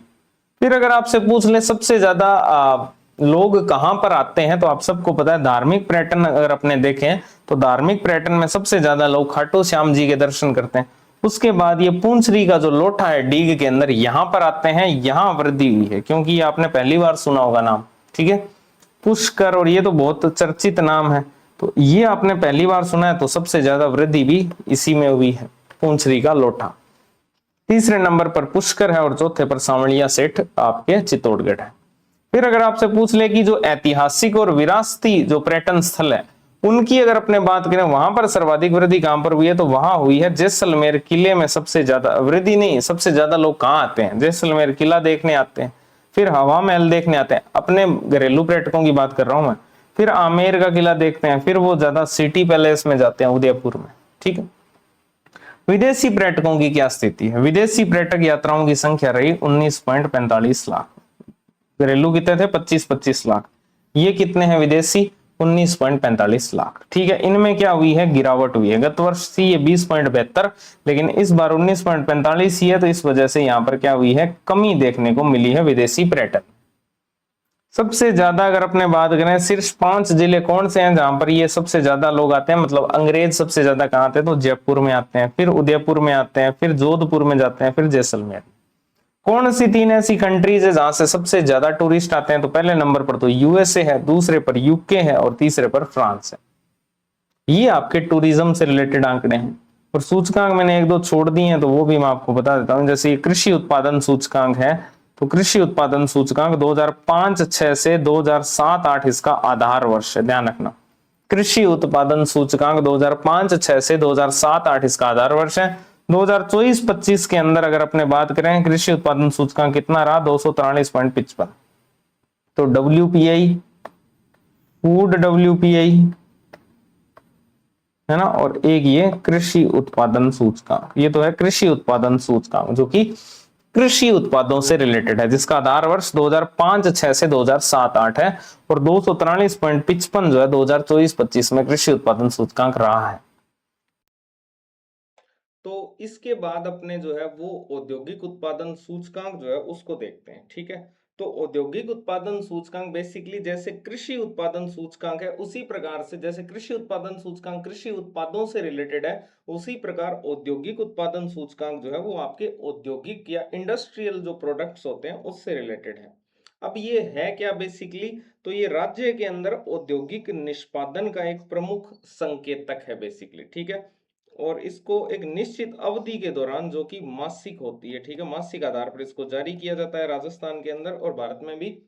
तो एक निश्चित अवधि के दौरान जो चयनित आधार वर्ष है, वो क्या है, चयनित आधार वर्ष 2011-12, उस पर औद्योगिक उत्पादों की जो उत्पादन मात्रा है ना, कितने औद्योगिक उत्पादों का उत्पादन हुआ है, उस उत्पादन मात्रा में अल्पकालिक जो परिवर्तन है उसको ये मापता है, ठीक है। अल्पकालिक परिवर्तनों को ये मापता है, आईआईपी इसको शॉर्ट में बोलते हैं। मासिक आधार पर इसको निकाला जाता है। इसका आधार वर्ष अगर अपने देखें तो वो आपके 2011-12 है, और इसके तीन आधार हैं बेसिकली। एक है आपके मैन्युफैक्चरिंग, विनिर्माण, एक है आपके खनन माइनिंग, और एक है इलेक्ट्रिसिटी या विद्युत, ठीक है। अगर इनका क्रम देखना चाहते हो आईआईपी में, तो सर्वाधिक योगदान विनिर्माण का है, उसके बाद में विद्युत का है, उसके बाद में खनन का है, ठीक है। कैसे याद रखोगे, वी पहले आएगा, वी क्या आएगा, पहले आएगा, तो इस प्रकार याद रख सकते हो, विनिर्माण, विद्युत और खनन। राजस्थान का अगर आपसे आईआईपी पूछे तो 153.29 है, ध्यान रखना। तो ये सारे आप एक साथ ही लिख लो यहाँ पर कि आपके डब्ल्यूपीआई कितना है, ठीक है। एक तो डब्ल्यूपीआई कितना है, एक आपके सीपीआई कितना रहा है कैटेगरीज वाइज, ठीक है। इसके अलावा आपके वो कृषि उत्पादन सूचकांक, एग्रीकल्चर प्रोडक्शन इंडेक्स, वो कितना है, और आईआईपी कितना है राजस्थान का, ये सारे आप एक साथ एक टेबल में लिख लो। तो ये आपके हुआ औद्योगिक उत्पादन सूचकांक। अब अगर अपने यहां पर बात करें तो ये आपके सारे सूचकांक कंप्लीट हो चुके हैं। अब इससे पहले अगर अपने बात करें तो क्या क्या पढ़ चुके हैं, तो ये सब कंसेप्ट पढ़ चुके हैं अपने। बस एक ये नहीं पढ़ा था, जीडीपी और पर कैपिटा इनकम का जो तुलनात्मक अध्ययन है वो अपने नहीं पढ़ा था, यानी भारत और राजस्थान के अंदर इसकी क्या स्थिति है वो अपने नहीं पढ़ा है, ठीक है। इसको मैं आपको बता देता हूँ, ये भी इंपॉर्टेंट है, ठीक है। तो आप इससे पहले तो एक सेकेंड,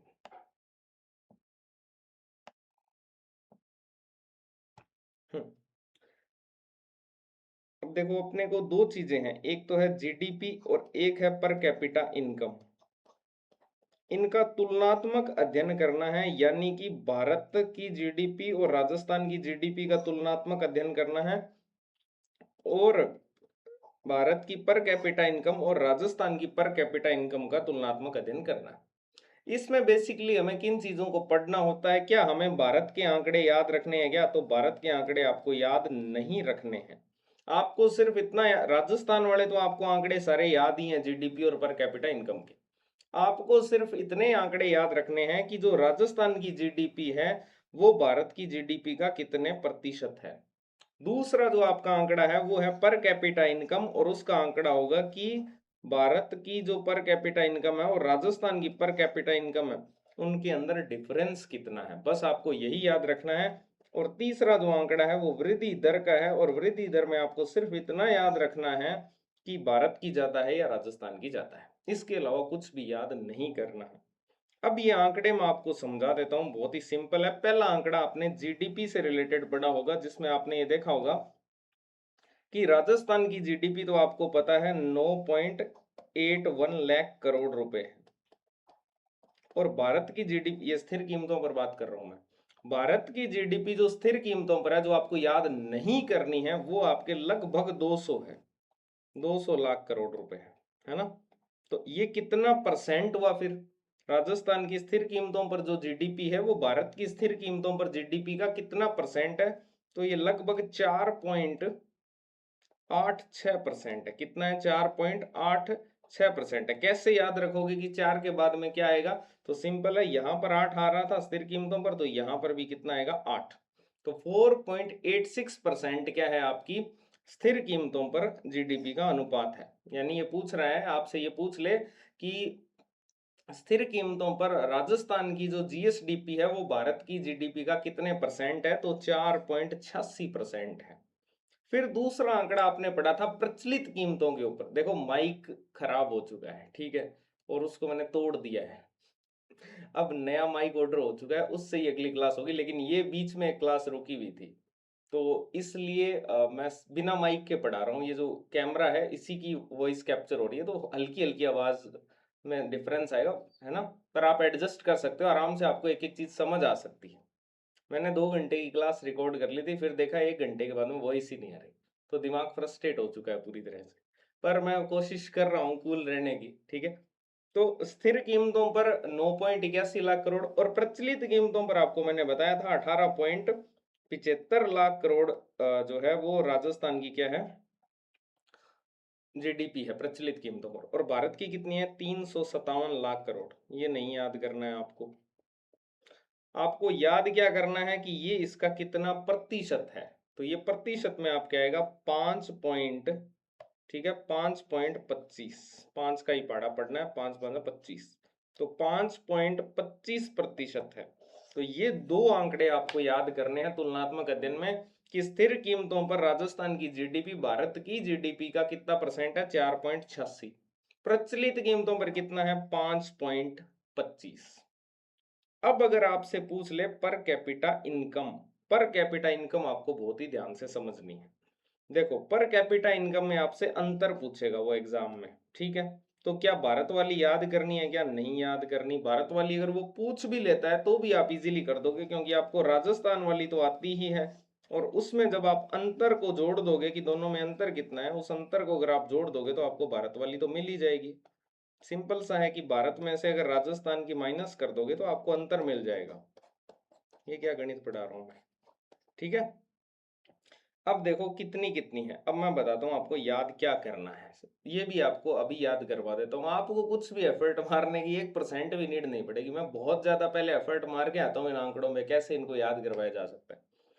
देखो सबसे पहले आपको मैंने स्थिर कीमतों वाले आंकड़े और प्रचलित कीमतों वाले राजस्थान के आंकड़े तो याद करवा दिए थे पर कैपिटा इनकम के, ठीक है। लास्ट 9 है, ठीक है, 234 और यहाँ पर 318 वीरेंद्र सहवाग का स्कोर, ओके, ये है।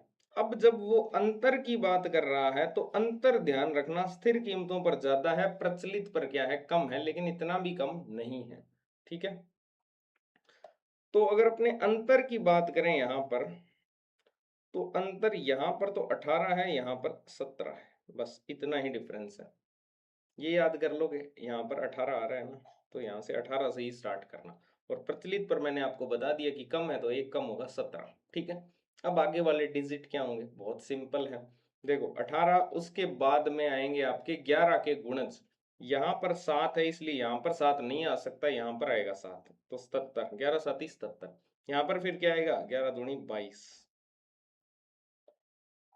ठीक है। और अब लास्ट में इनके एक में 9 आएगा, एक में 6 आएगा, तो यहाँ पर 9 और दूसरे के अंदर उसका उल्टा आएगा 6, ठीक है। यहाँ पर 9 आ जाएगा और यहाँ पर उसका 9 का उल्टा क्या हो जाएगा, 6।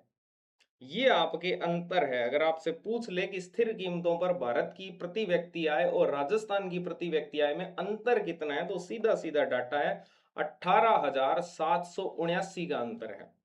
और अगर आपसे प्रचलित कीमतों पर पूछ ले तो 17,226 का अंतर है। याद करने का तरीका बता दिया, स्थिर कीमतों पर ज्यादा है, 18 से स्टार्ट करना है, इसमें 18 भी आ रहा है, उसके बाद में 11 के गुणज ही लिखने हैं, जैसे यहाँ पर 17 आ गया, यहाँ पर 77 22, फिर यहाँ 9 उसका उल्टा 6, याद है, ठीक है। अब एक और डाटा है, वो है वृद्धि दर का। वृद्धि दर में आपको कुछ भी याद नहीं करना है, सिर्फ इतना ही याद रखना है, राजस्थान की जो वृद्धि दर है वो भारत से ज्यादा है। चाहे वो स्थिर कीमतों पर पूछे, चाहे वो प्रचलित पर पूछे, चाहे वो जीडीपी की पूछे, चाहे वो पर कैपिटा इनकम की पूछे, सबकी वृद्धि दर राजस्थान की ही ज्यादा है भारत की तुलना में, ठीक है। चलो ये हो गई आपकी पूरी टेबल डन।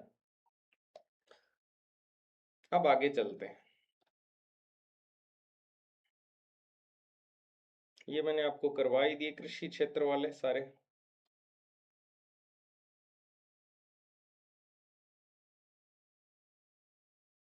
उद्योग क्षेत्र भी करवा दिया यहाँ पर।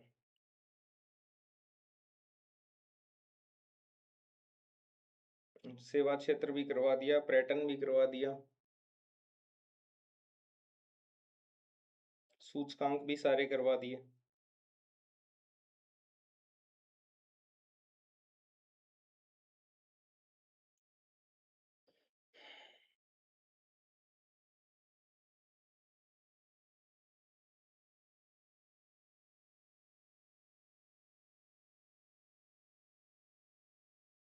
ये भी करवा दिए ना, स्वास्थ्य और शिक्षा के आंकड़े।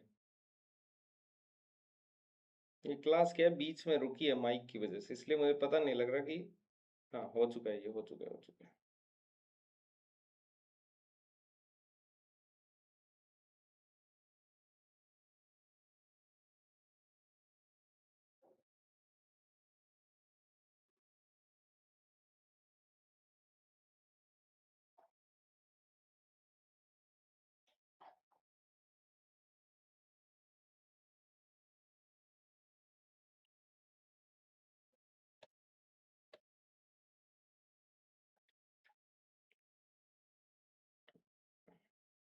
ठीक है, ऊर्जा भी करवा दिया आपको, है ना।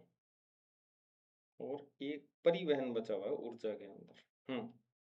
ऊर्जा में बचा हुआ है परिवहन, ठीक है। तो अब अपने इंफ्रास्ट्रक्चर में आपके परिवहन बचा हुआ है। तो परिवहन में बेसिकली आपको कुछ भी ज्यादा डाटा याद करने की नीड है नहीं। एक तो आपको सड़कों की लंबाई याद करनी है कि मार्च 2025 तक राजस्थान में सड़कों की लंबाई कितनी थी। तो वो तो आप सबको ही पता है कि राजस्थान में 1949 के अंदर, एक रेफरेंस के लिए बता दूं, 13,000 किलोमीटर सड़कें ही बनी थी। लेकिन वर्तमान स्थिति ये है कि मार्च 2025 तक 3.32 लाख किलोमीटर, आई थिंक, है ना, 3.35 लाख किलोमीटर की सड़कें बन चुकी है। 3.35 लाख किलोमीटर तक की सड़कें जो है वो बनाई जा चुकी है राजस्थान के अंदर। कितनी सड़कों की लंबाई अगर आपसे पूछ ले तो कितनी है, 3.35 लाख किलोमीटर मार्च 2025 तक। अब इस 3.35 लाख में सबसे ज्यादा सड़कें कौन सी है, तो आप सबको पता है राजस्थान में सबसे ज्यादा गांव है, तो ग्रामीण सड़कें ही सबसे ज्यादा है। हाईवेज सबसे कम है, तो नेशनल हाईवे सबसे कम है, उससे कम फिर स्टेट हाईवे होंगे, ठीक है। उसके बीच में आपके जिला सड़कें आ जाएगी। अब जिला सड़कें दो टाइप की होती है, एक होती है मुख्य जिला सड़कें जो जिला हेडक्वार्टर्स पे होती है, और एक हो गई आपके अन्य जिला सड़कें। ये अन्य जिला सड़कें दूसरे नंबर पर आ जाएगी, मुख्य जिला सड़कें तीसरे नंबर पर है। तो ये क्रम है आपके। फिर वो आपसे पूछेगा कि सड़क घनत्व बता दो मार्च 2025 तक, तो बहुत ही सिंपल है, 97 वर्ग किलोमीटर। ठीक है, 97.97 जो है किलोमीटर प्रति वर्ग किलोमीटर, ये आपका क्या है, सड़क घनत्व है, ठीक है। फिर आपसे अगर वो पूछ ले कि सड़कों से जुड़े हुए गांव, तो लगभग याद रख लेना 91% गांव सड़कों से जुड़े हुए। अब इन सड़कों का रख रखाव अगर आपसे पूछ ले कि सड़कों का रख रखाव कौन करता है, तो उसमें एक ही डिपार्टमेंट है, वो है पीडब्ल्यूडी। पीडब्ल्यूडी डिपार्टमेंट जो है पब्लिक वर्क्स डिपार्टमेंट, सार्वजनिक निर्माण विभाग जो है राजस्थान सरकार का, वो आपके सड़कों का, ये जो 3.35 लाख किलोमीटर की सड़कें हैं, इनमें से 1.97 लाख किलोमीटर सड़कों का रख रखाव पीडब्ल्यूडी करता है, ठीक है। जिसमें से वो ग्रामीण सड़कों की 74% रख रखाव करता है, मुख्य जिला सड़कों की 9%, स्टेट हाईवेज का 8%, अन्य जिला सड़कों का 7% और राष्ट्रीय राजमार्ग का 2%, ठीक है। ये याद रख लेना बस। डाक और दूरसंचार सेवाओं की अगर अपने बात करें तो यहाँ पर आपके राज्य में टोटल डाकघर पूछ ले तो 11,000 याद रख लेना, इतना ही काफी है, 11,000। और दूर संचार उपभोक्ता कितने हैं, 666, 6.66 करोड़ आपके दूर संचार उपभोक्ता है। पीपीपी प्रोजेक्ट्स की अगर स्थिति पूछे 31 दिसंबर 2025 तक क्या है, तो पूर्ण हो चुकी परियोजनाएं 210 है, प्रोग्रेस के अंदर 24 है, और आपके पाइपलाइन में 35 है, कोई खास नहीं है। अब आते हैं प्राकृतिक संपदा पर, जिसके अंदर इंडियन स्टेट फॉरेस्ट रिपोर्ट आती है, ठीक है। इंडियन स्टेट फॉरेस्ट रिपोर्ट, ये जो लेटेस्ट फॉरेस्ट रिपोर्ट है ये 2023 की है ना। और अगर इस रिपोर्ट की अपने बात करें तो आपने ज्योग्राफी में पढ़ ही लिया है, इसके अंतर्गत क्या क्या चीजें हैं। एक तो राज्य में टोटल अभिलिखित वन क्षेत्रफल कितना है, अभिलिखित वन क्षेत्र कितना है, राज्य में टोटल अभिलिखित वन क्षेत्र कितना है, तो वो आपके 33,020.32 वर्ग किलोमीटर आपके राज्य के अंदर अभिलिखित वन क्षेत्रफल है। इतना वन क्षेत्रफल है राजस्थान के अंदर। इसको आप 33,000 वर्ग किलोमीटर याद रख लोगे तो भी आपका काम हो जाएगा।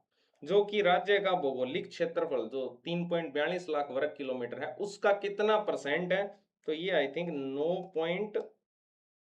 9.6, आप 9.6 याद रख लोगे, इससे भी काम हो जाएगा। 9.65% है राज्य के भौगोलिक क्षेत्रफल का, जो कि 3.42 लाख वर्ग किलोमीटर।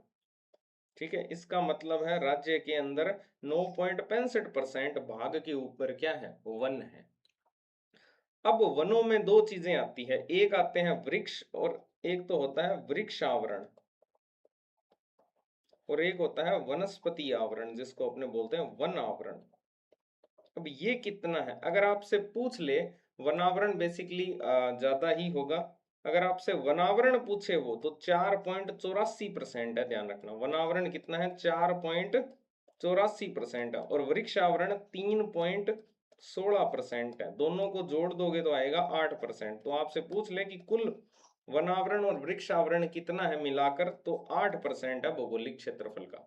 वनावरण कितना है, 4.84%, वृक्ष आवरण 3.16% है। इसके अलावा एक आंकड़ा और है। एक आंकड़ा क्या है कि राज्य के जो वन है उनको प्रशासनिक दृष्टि से तीन भागों में बांटा गया है। एक आपके आते हैं आरक्षित वन, एक आपके आते हैं संरक्षित वन, और एक आपके आते हैं अवर्गीकृत वन। ठीक है, तो जो आरक्षित वन है अगर इनकी बात करें तो 36.9% है ये। संरक्षित वन 56.5% है, और ये 6.5% है अवर्गीकृत वन।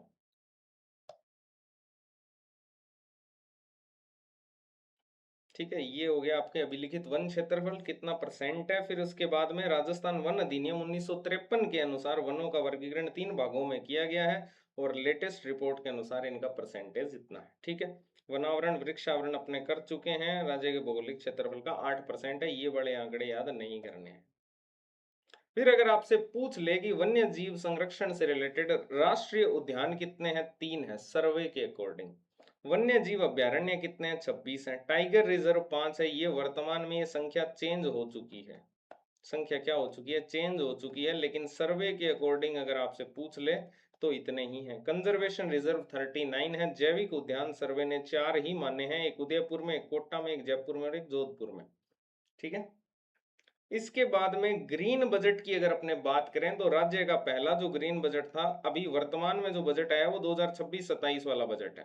लेकिन इससे पहले जो 2025-26 वाला बजट आया था वो राज्य का पहला ग्रीन बजट था, जो कि 19 फरवरी 2025 को जो है वो पेश किया गया था। और ये कुल बजट का कितना परसेंट था, 5.18% था। कुल बजट का कितना परसेंट था, 5.18% था। और केंद्र का जो पहला ग्रीन बजट था वो 2023-24 वाला था।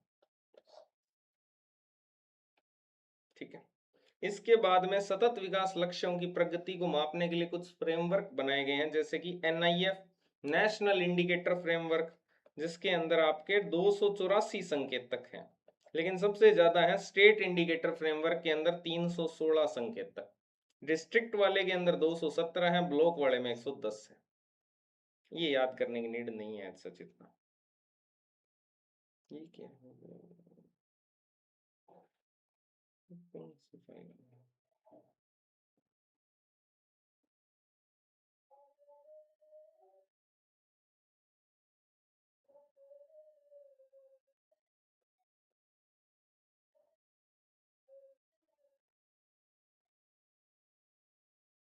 हम्म,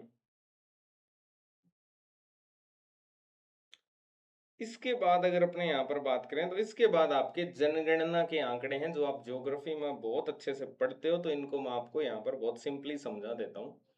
तो सबसे पहले तो आपका भौगोलिक क्षेत्रफल कितना है, तो राजस्थान का 3.42 लाख वर्ग किलोमीटर है, भारत का 32.8 लाख वर्ग किलोमीटर है। परसेंटेज में बात करोगे तो राजस्थान वाला लगभग 10.6% है। ठीक है, जनसंख्या कितनी है राजस्थान की, 6.85 करोड़ है। अभी डेटा चेंज हो चुका है, लेकिन ये 2011 वाली जनगणना के अनुसार देख रहे हैं। भारत की कितनी थी, 121 करोड़।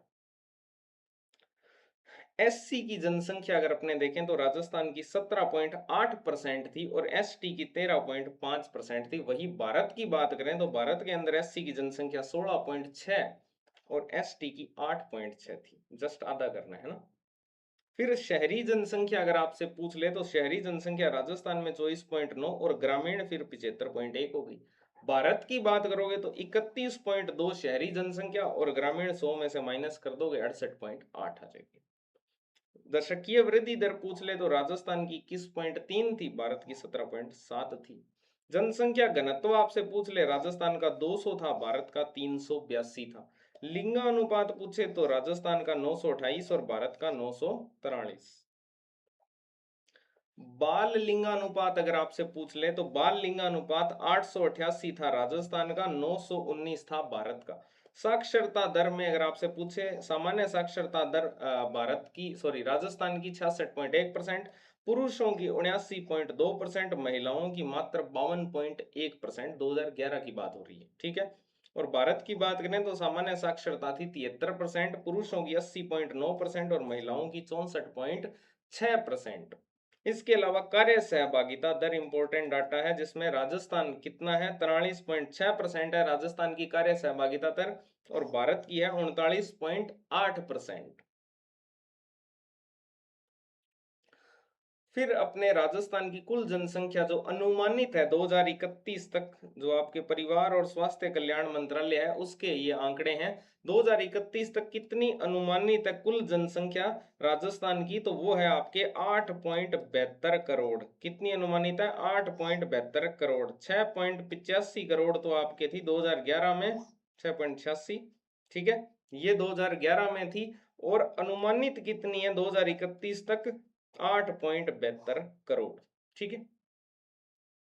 शहरी जनसंख्या की अगर आपसे बात की जाए 2031 तक कितनी शहरी जनसंख्या अनुमानित है, तो 242 लाख। 8.72 तो टोटल जनसंख्या अनुमानित है, जिसमें से शहरी कितनी अनुमानित है? 242 लाख। परसेंटेज में अगर आपसे पूछ ले परसेंटेज में कितनी अनुमानित है राजस्थान की, तो ये शहरी जनसंख्या आपके 27.74% अनुमानित है। 27.74%, 27.7 ही मान लो, और 24.9% अभी 2011 में थी, और 2031 तक ये कितनी हो जाएगी? 27.7, ऐसा माना गया। और फिर ग्रामीण कितनी थी? 75.1, और ग्रामीण यहाँ पर आप इजीली निकाल सकते हो कितनी हो जाएगी? 72.3, 72.3%, ठीक है। भारत की पूछ ले 2031 तक कितनी शहरी जनसंख्या? 37.55%। ये सारे अनुमान किसके हैं? इस मिनिस्ट्री के हैं। उसके अंदर एक राष्ट्रीय जनसंख्या आयोग होता है, उसने ये प्रस्तुत किए हैं। 2021 तक क्या थे वो छोड़ दो। बच्चों की जनसंख्या भी दे रखी है, ये भी कोई विशेष नहीं है, 106 लाख हो जाएगी, ठीक है। अब आपसे ये लिंगानुपात के आंकड़े आप सबको पता है, राजस्थान का लिंगानुपात अगर आपसे पूछ ले तो आपको पता ही है राजस्थान का लिंगानुपात जो है वो 928 है, भारत का कितना है? 943। अब इस 928 में दो हिस्से हैं, एक हिस्सा है शहरी लिंगानुपात का, तो शहरी लिंगानुपात है 914, जो कि वर्ष 2001 से क्या है? ज्यादा है। बस इतना याद रखना है, वर्ष 2001 में कितना था ये याद रखने की नीड नहीं है, वर्ष 2001 से ज्यादा है। कितना पॉइंट ज्यादा है? तो 24 पॉइंट ज्यादा है। ग्रामीण लिंगानुपात कितना है? 933, है ना। शहरी के लिए आपको 14 माइनस करना है, ग्रामीण के लिए 5 प्लस करना है सामान्य के अंदर, ठीक है। तो ग्रामीण लिंगानुपात 933 है, और 2001 में ये 930 था, इसका मतलब सिर्फ 3 अंक ही ज्यादा है 2001 से, और ये 24 अंक ज्यादा है शहरी वाला, ग्रामीण वाला सिर्फ 3 अंक ज्यादा है। अगर आपसे पूछ ले सर्वाधिक शहरी लिंगानुपात वाले जिले, तो उसमें टोंक सबसे ऊपर है, 985 उसका शहरी लिंगानुपात है, लेकिन हजार वाला कोई भी जिला इसमें शामिल नहीं है, ध्यान रखना। न्यूनतम में आपके जैसलमेर है जो कि 807 इसका शहरी लिंगानुपात है, उसके बाद दूसरे नंबर पर धौलपुर आता है, जबकि टोंक के बाद यहाँ पर कौन सा आएगा? बांसवाड़ा। ये सब आप ज्योग्राफी में पढ़ते ही हो। बाल लिंगानुपात की बात करें तो जो शहरी बाल लिंगानुपात है आपके वो 874 है, क्योंकि आपने पढ़ा था 888 राजस्थान का सामान्य बाल लिंगानुपात है और भारत का 919 है।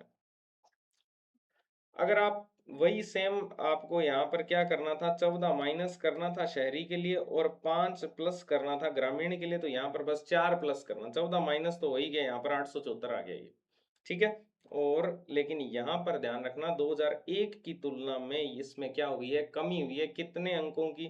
3 अंक कम हुए हैं। 887 था, लेकिन 2011 में ये 874 ही रह गया, सॉरी 3 नहीं 13,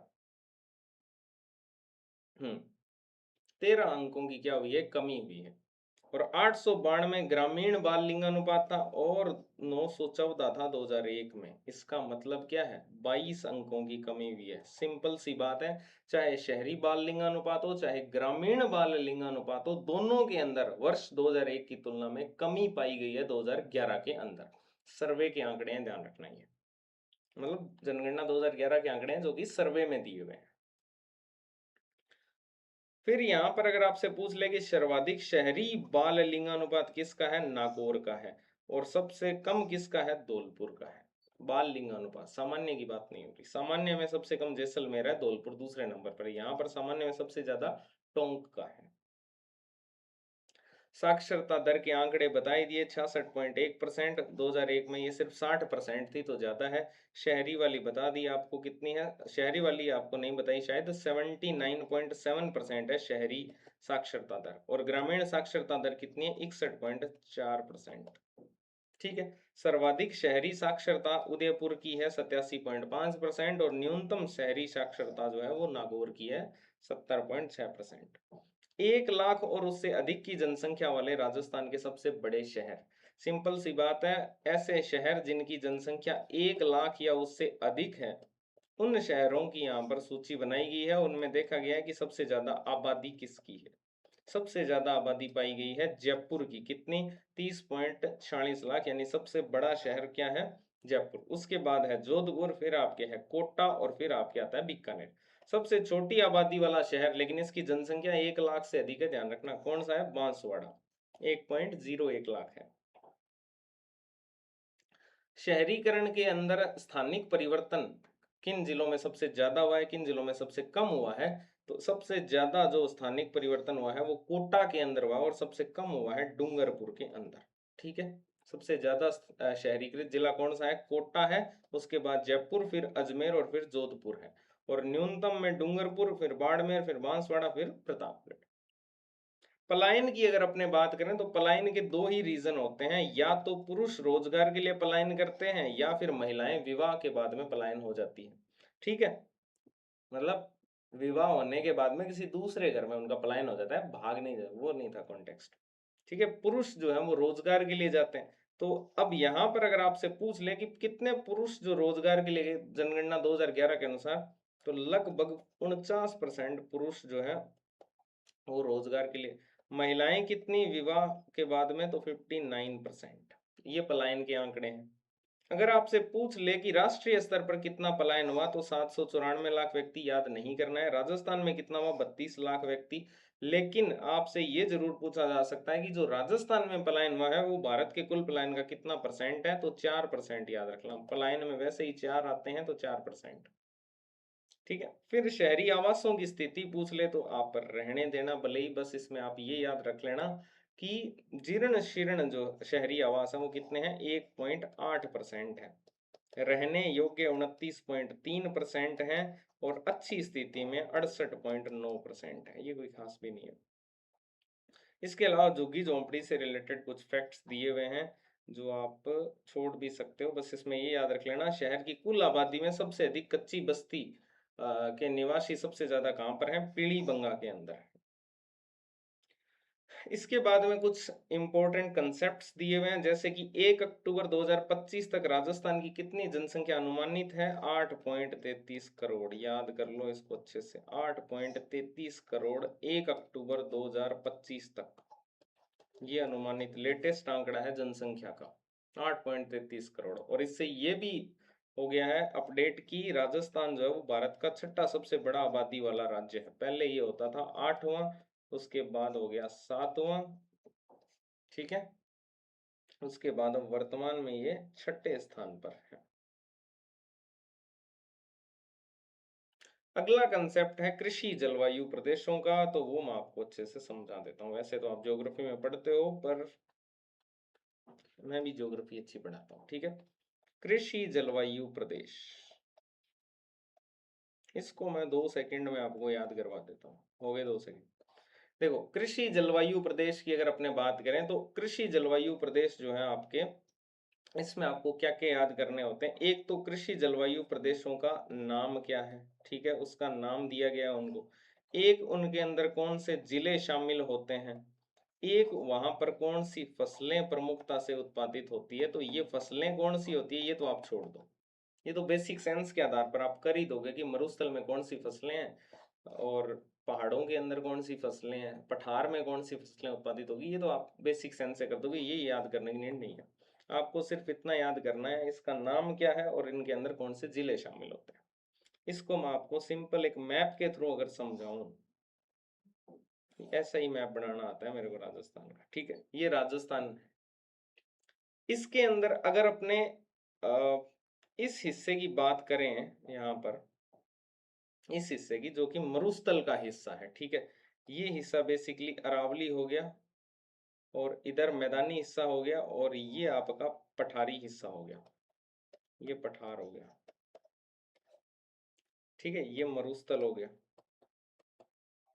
अब ये जो मरुस्थल वाला एरिया है इसके अंदर आपके 5 कृषि जलवायु प्रदेश आते हैं जिनको फर्स्ट और सेकंड दो नामों से नामांकित किया गया है।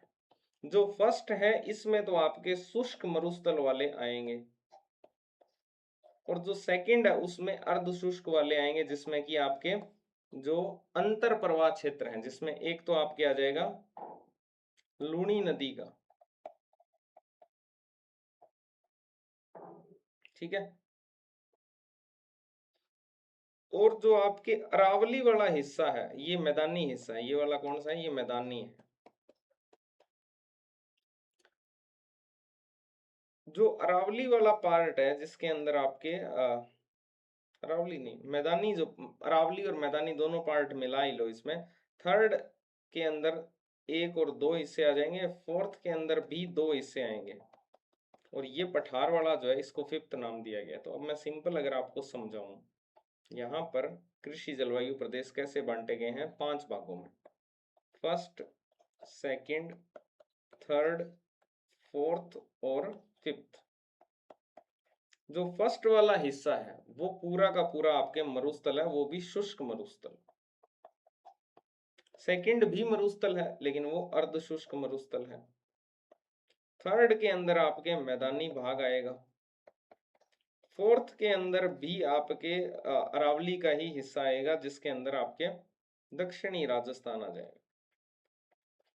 फिफ्थ में आपके हड़ौती का पठार बोल लो या दक्षिण पूर्वी राजस्थान बोल लो। कितने कितने पार्ट हैं इसमें, फर्स्ट है, इसमें ए है, बी है और सी है। सेकंड में भी आपके ए बी होंगे, थर्ड में भी ए बी है, फोर्थ में भी ए बी 2 हिस्से हैं लेकिन फिफ्थ का एक हिस्सा है, ध्यान रखना। अब अगर आपसे ये जिले पूछ लिए जाएं तो जैसे पहला जो फर्स्ट ए है जिसका नाम है शुष्क पश्चिमी मैदानी क्षेत्र, ठीक है, वो बिल्कुल शुष्क है जो, ठीक है, उसमें आपके आ जाएंगे जोधपुर, फलोदी, बाड़मेर और बालोतरा, ये 4 जिले, क्योंकि जोधपुर से ही फलोदी निकला है और बाड़मेर से ही बालोतरा निकला है, तो ये 4 जिले इसमें शामिल है शुष्क पश्चिमी मैदानी क्षेत्र में, जोधपुर, फलोदी, बाड़मेर और बालोतरा। फर्स्ट बी जो है उसमें आपके जहां पर थोड़ी सी सिंचाई होगी, ये तो शुष्क थे, अब जहां पर थोड़ी सी सिंचाई होगी उनको बोल दिया उत्तरी पश्चिमी सिंचित मैदानी क्षेत्र, जिसमें आपके गंगानगर और हनुमानगढ़, आप सबको पता है गंग नहर, तो गंगानगर और हनुमानगढ़ जो है वो आपके सिंचित मैदानी क्षेत्र के अंदर आपके शामिल हो जाएंगे। फिर जो तीसरा है आपके फर्स्ट सी जिसको अपने बोलते हैं, वो है आपके अति शुष्क और आंशिक सिंचित, मतलब शुष्क तो है लेकिन वहां पर आंशिक रूप से सिंचाई भी हुई है, ठीक है, आईजीएनपी जो नहर है उसके कारण। इनमें आते हैं एक तो बीकानेर, इसके अलावा दूसरा आता है इसमें जैसलमेर, और चूरू का जो हिस्सा है आंशिक रूप से आता है जैसे कि रतनगढ़, सरदार शहर, बिंदासर और सुजानगढ़, ये 4 तहसीलें शामिल है चूरू की इस फर्स्ट सी वाले पार्ट के अंदर। अब अगर यहां पर अपने बात करें जो सेकंड ए है, सेकंड ए के अंदर आपके जो अंतःस्थलीय क्षेत्र हैं वो आएंगे, जैसे अंतःस्थलीय जलोत्सर्जन के कारण जो अंतर्वर्ती मैदानी क्षेत्र है वो है, जैसे कि आपके नागौर हो गया, नागौर से डीडवाना कुचामन निकला है, फिर इसके अलावा सिक्कर और झुंझुनू हो गए। चूरू के अंदर जो आपने ऊपर जो पड़ा था उसको छोड़कर सारे हिस्से आ जाएंगे इसमें। फिर लूणी बेसिन का जो अंतर्वर्ती मैदानी क्षेत्र है वो सेकंड बी में आता है, और लूणी का आपको पता ही है जालोर है, पाली है, सिरोही, सिरोही में ध्यान रखना पिंडवाड़ा और जो आबू रोड तहसील है उनको छोड़कर इनका हिस्सा शामिल है। इसके अलावा ब्यावर भी आंशिक रूप से इसमें शामिल है, जिसमें जेतारण और ब्यावर दो ही तहसीलें हैं। थर्ड ए में आपको मैंने बता दिया मैदानी हिस्सा आ जाएगा, जिसमें पहला आएगा अर्ध शुष्क पूर्वी मैदानी क्षेत्र, जिसमें मध्य राजस्थान है, बेसिकली जयपुर, अजमेर, दौसा, टोंक और ब्यावर। इसके अलावा खैरथल, तिजारा और कोटपुतली, बहरोड। बाढ़ संभाव्य जो पूर्वी मैदानी क्षेत्र है थर्ड बी, उसमें आपके ये आपके धौलपुर वाली बेल्ट आ जाएगी, अलवर, धौलपुर, भरतपुर, करौली, सवाई माधोपुर और डीग। इसके बाद में दक्षिणी राजस्थान फोर्थ वाले से स्टार्ट होगा, जिसमें पहला आएगा अर्ध आर्द्र दक्षिणी मैदानी क्षेत्र, जिसमें आपके आएंगे उदयपुर, चित्तौड़गढ़, राजसमंद, भीलवाड़ा और सिरोही। ठीक है, सिरोही में ध्यान रखना इस बार पिंडवाड़ा और आबू रोड तहसील शामिल होंगी। और आर्द्र दक्षिणी मैदानी क्षेत्र जो फोर्थ बी में आता है, वहां पर आपके वागड़ क्षेत्र आ जाएगा, डूंगरपुर, बांसवाड़ा, प्रतापगढ़, सलूम्बर और चित्तौड़गढ़। इसके अलावा लास्ट तो हाड़ौती क्षेत्र है, जिसका नाम है आर्द्र दक्षिणी मैदानी पूर्वी क्षेत्र, जिसके अंदर कोटा, झालावाड़, बूंदी और बारां है। यहाँ पर क्या होता है, ज्वार होता है और सोयाबीन होता है। Last concept petroleum basin. Petroleum basin की अगर अपने बात करें तो राजस्थान के अंदर टोटल 1.50 लाख वर्ग किलोमीटर क्षेत्रफल पर पेट्रोलियम बेसिन बने हुए हैं। टोटल 4 कितने जिलों में, 14 जिलों में। कौन कौन से हैं, जैसे एक तो है बाड़मेर सांचौर बेसिन। सांचौर कहां पर है, जालोर के अंदर, नया जिला भी बनाया था, बाद में हटा दिया। ठीक है, तो जो सांजोर है, बेसिकली बाड़मेर सांजोर बेसिन है, यहाँ पर दो चीजें उत्पादित होती है। एक तो क्रूड ऑयल का उत्पादन होता है, कच्चे तेल का, एक नेचुरल गैस का भी उत्पादन होता है। मेनली क्रूड ऑयल ही उत्पादित होता है यहाँ पर। कौन कौन से इसमें जिले शामिल हैं, एक तो बाड़मेर है, इसके अलावा यहाँ पर जालोर आंशिक रूप से, जिसमें सांजोर आ गया, इसके अलावा बालोतरा भी इसमें शामिल है। जैसलमेर बेसिन की अगर बात करें तो इसमें जैसलमेर शामिल है और इसके अलावा फलोदी शामिल है, लेकिन बीकानेर भी आंशिक रूप से शामिल है। बीकानेर नागौर बेसिन देखें तो इसमें बीकानेर, नागौर तो हैं, इसके अलावा गंगानगर, हनुमानगढ़ और चूरू जो बीकानेर संभाग के बचे हुए जिले हो गए। विंध्यन बेसिन में कोटा, बारां, झालावाड़ ये तो शामिल हैं, इसके अलावा इसमें धौलपुर, करौली ये भी शामिल हैं, और इसमें बूंदी, भीलवाड़ा और चित्तौड़गढ़ आंशिक रूप से शामिल है। ये आपके पूरे के पूरे आंकड़ों और अवधारणाओं की क्लास थी। ठीक है, अब इसके कंसेप्ट तो पढ़ लिए, क्वेश्चन जो बचे हैं वो कर लेते हैं।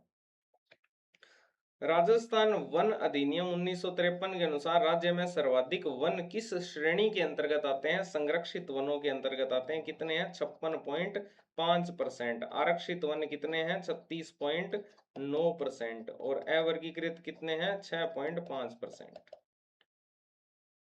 जनगणना 2011 के अनुसार राजस्थान का लिंगानुपात प्रति हजार पुरुषों पर कितनी महिलाएं हैं। राजस्थान का लिंगानुपात पूछा है 928 है, भारत का पूछे तो 943 है। बाल लिंगानुपात राजस्थान का 888 है और 919 आपके क्या है, भारत का बाल लिंगानुपात है। जनगणना 2011 के अनुसार राजस्थान का सर्वाधिक शहरीकृत जिला कौन सा है, तो कोटा सबसे ज्यादा शहरीकृत है, उसके बाद में जयपुर है, फिर अजमेर है, फिर जोधपुर है। ये जीएफसीएफ वगैरह तो करवा ही दिया आपको। पर्यटन क्षेत्र की अगर अपने बात करें यहाँ पर, तो राज्य में आने वाले घरेलू पर्यटकों की संख्या में इतने परसेंट की वृद्धि, 9.7% की वृद्धि हुई है, बिल्कुल सही है। विदेशी पर्यटकों की संख्या में कमी देखी गई है। सर्वाधिक घरेलू पर्यटन वाले धार्मिक स्थलों में खाटू श्याम जी सीकर शीर्ष पर है, बिल्कुल सही है। औद्योगिक उत्पादन सूचकांक के संदर्भ में निम्नांकित कथनों पर विचार कीजिए। राजस्थान का वर्ष 2025-26 का आईआईपी 153.29 है, बिल्कुल सही है। इसका आधार वर्ष 2011-12 है, बिल्कुल सही है। इसमें 3 प्रमुख क्षेत्रों का योगदान इस प्रकार है, विनिर्माण, विद्युत और खनन, ये भी सही है, तो डी। एसडीजी जो स्टेटस रिपोर्ट 2025 है, जिसका 7वां संस्करण, उसके संदर्भ में कौन से कथन सही है। इसको 29 जून 2025 को राष्ट्रीय सांख्यिकी दिवस के अवसर पर जारी किया गया। राज्य संकेतक फ्रेमवर्क के 316 संकेतकों पर यह आधारित है, बिल्कुल सही है। एक सेकेंड, ये आपके एजेंडा 2030 के आधार पर निकाली गई थी ना। हाँ, उसमें राज्य के ही संकेतक लिए थे, एक बार कंफर्म भी कर लें इसको।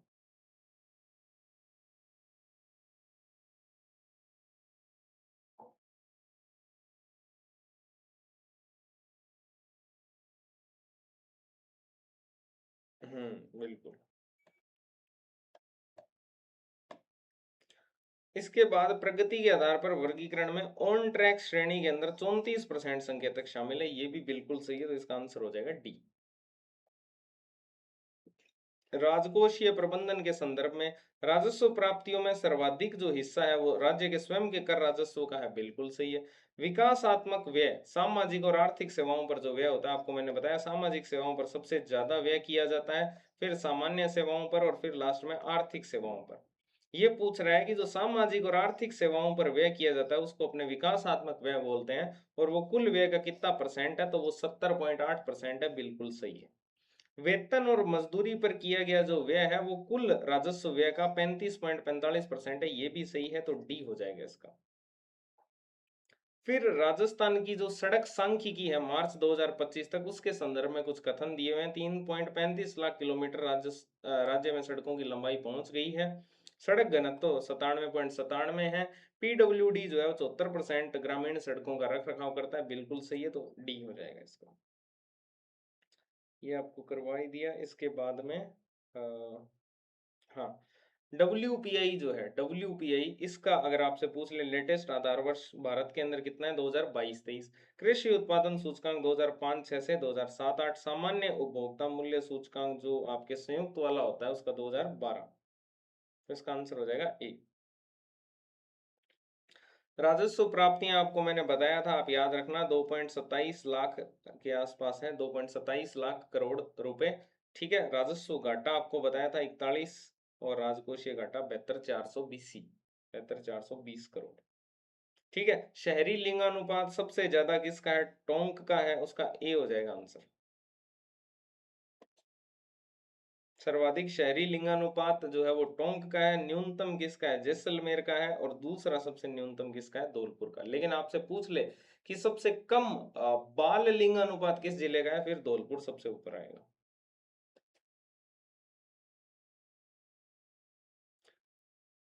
कृषि जलवायु प्रदेश आपको बताया था। फर्स्ट ए में आपके जोधपुर, फलोदी, बाड़मेर और बालोतरा आते हैं। फर्स्ट बी के अंदर सिंचित क्षेत्र आएगा गंगानगर, हनुमानगढ़ वाला, और फिफ्थ में आपके हाड़ौती एरिया आ जाएगा।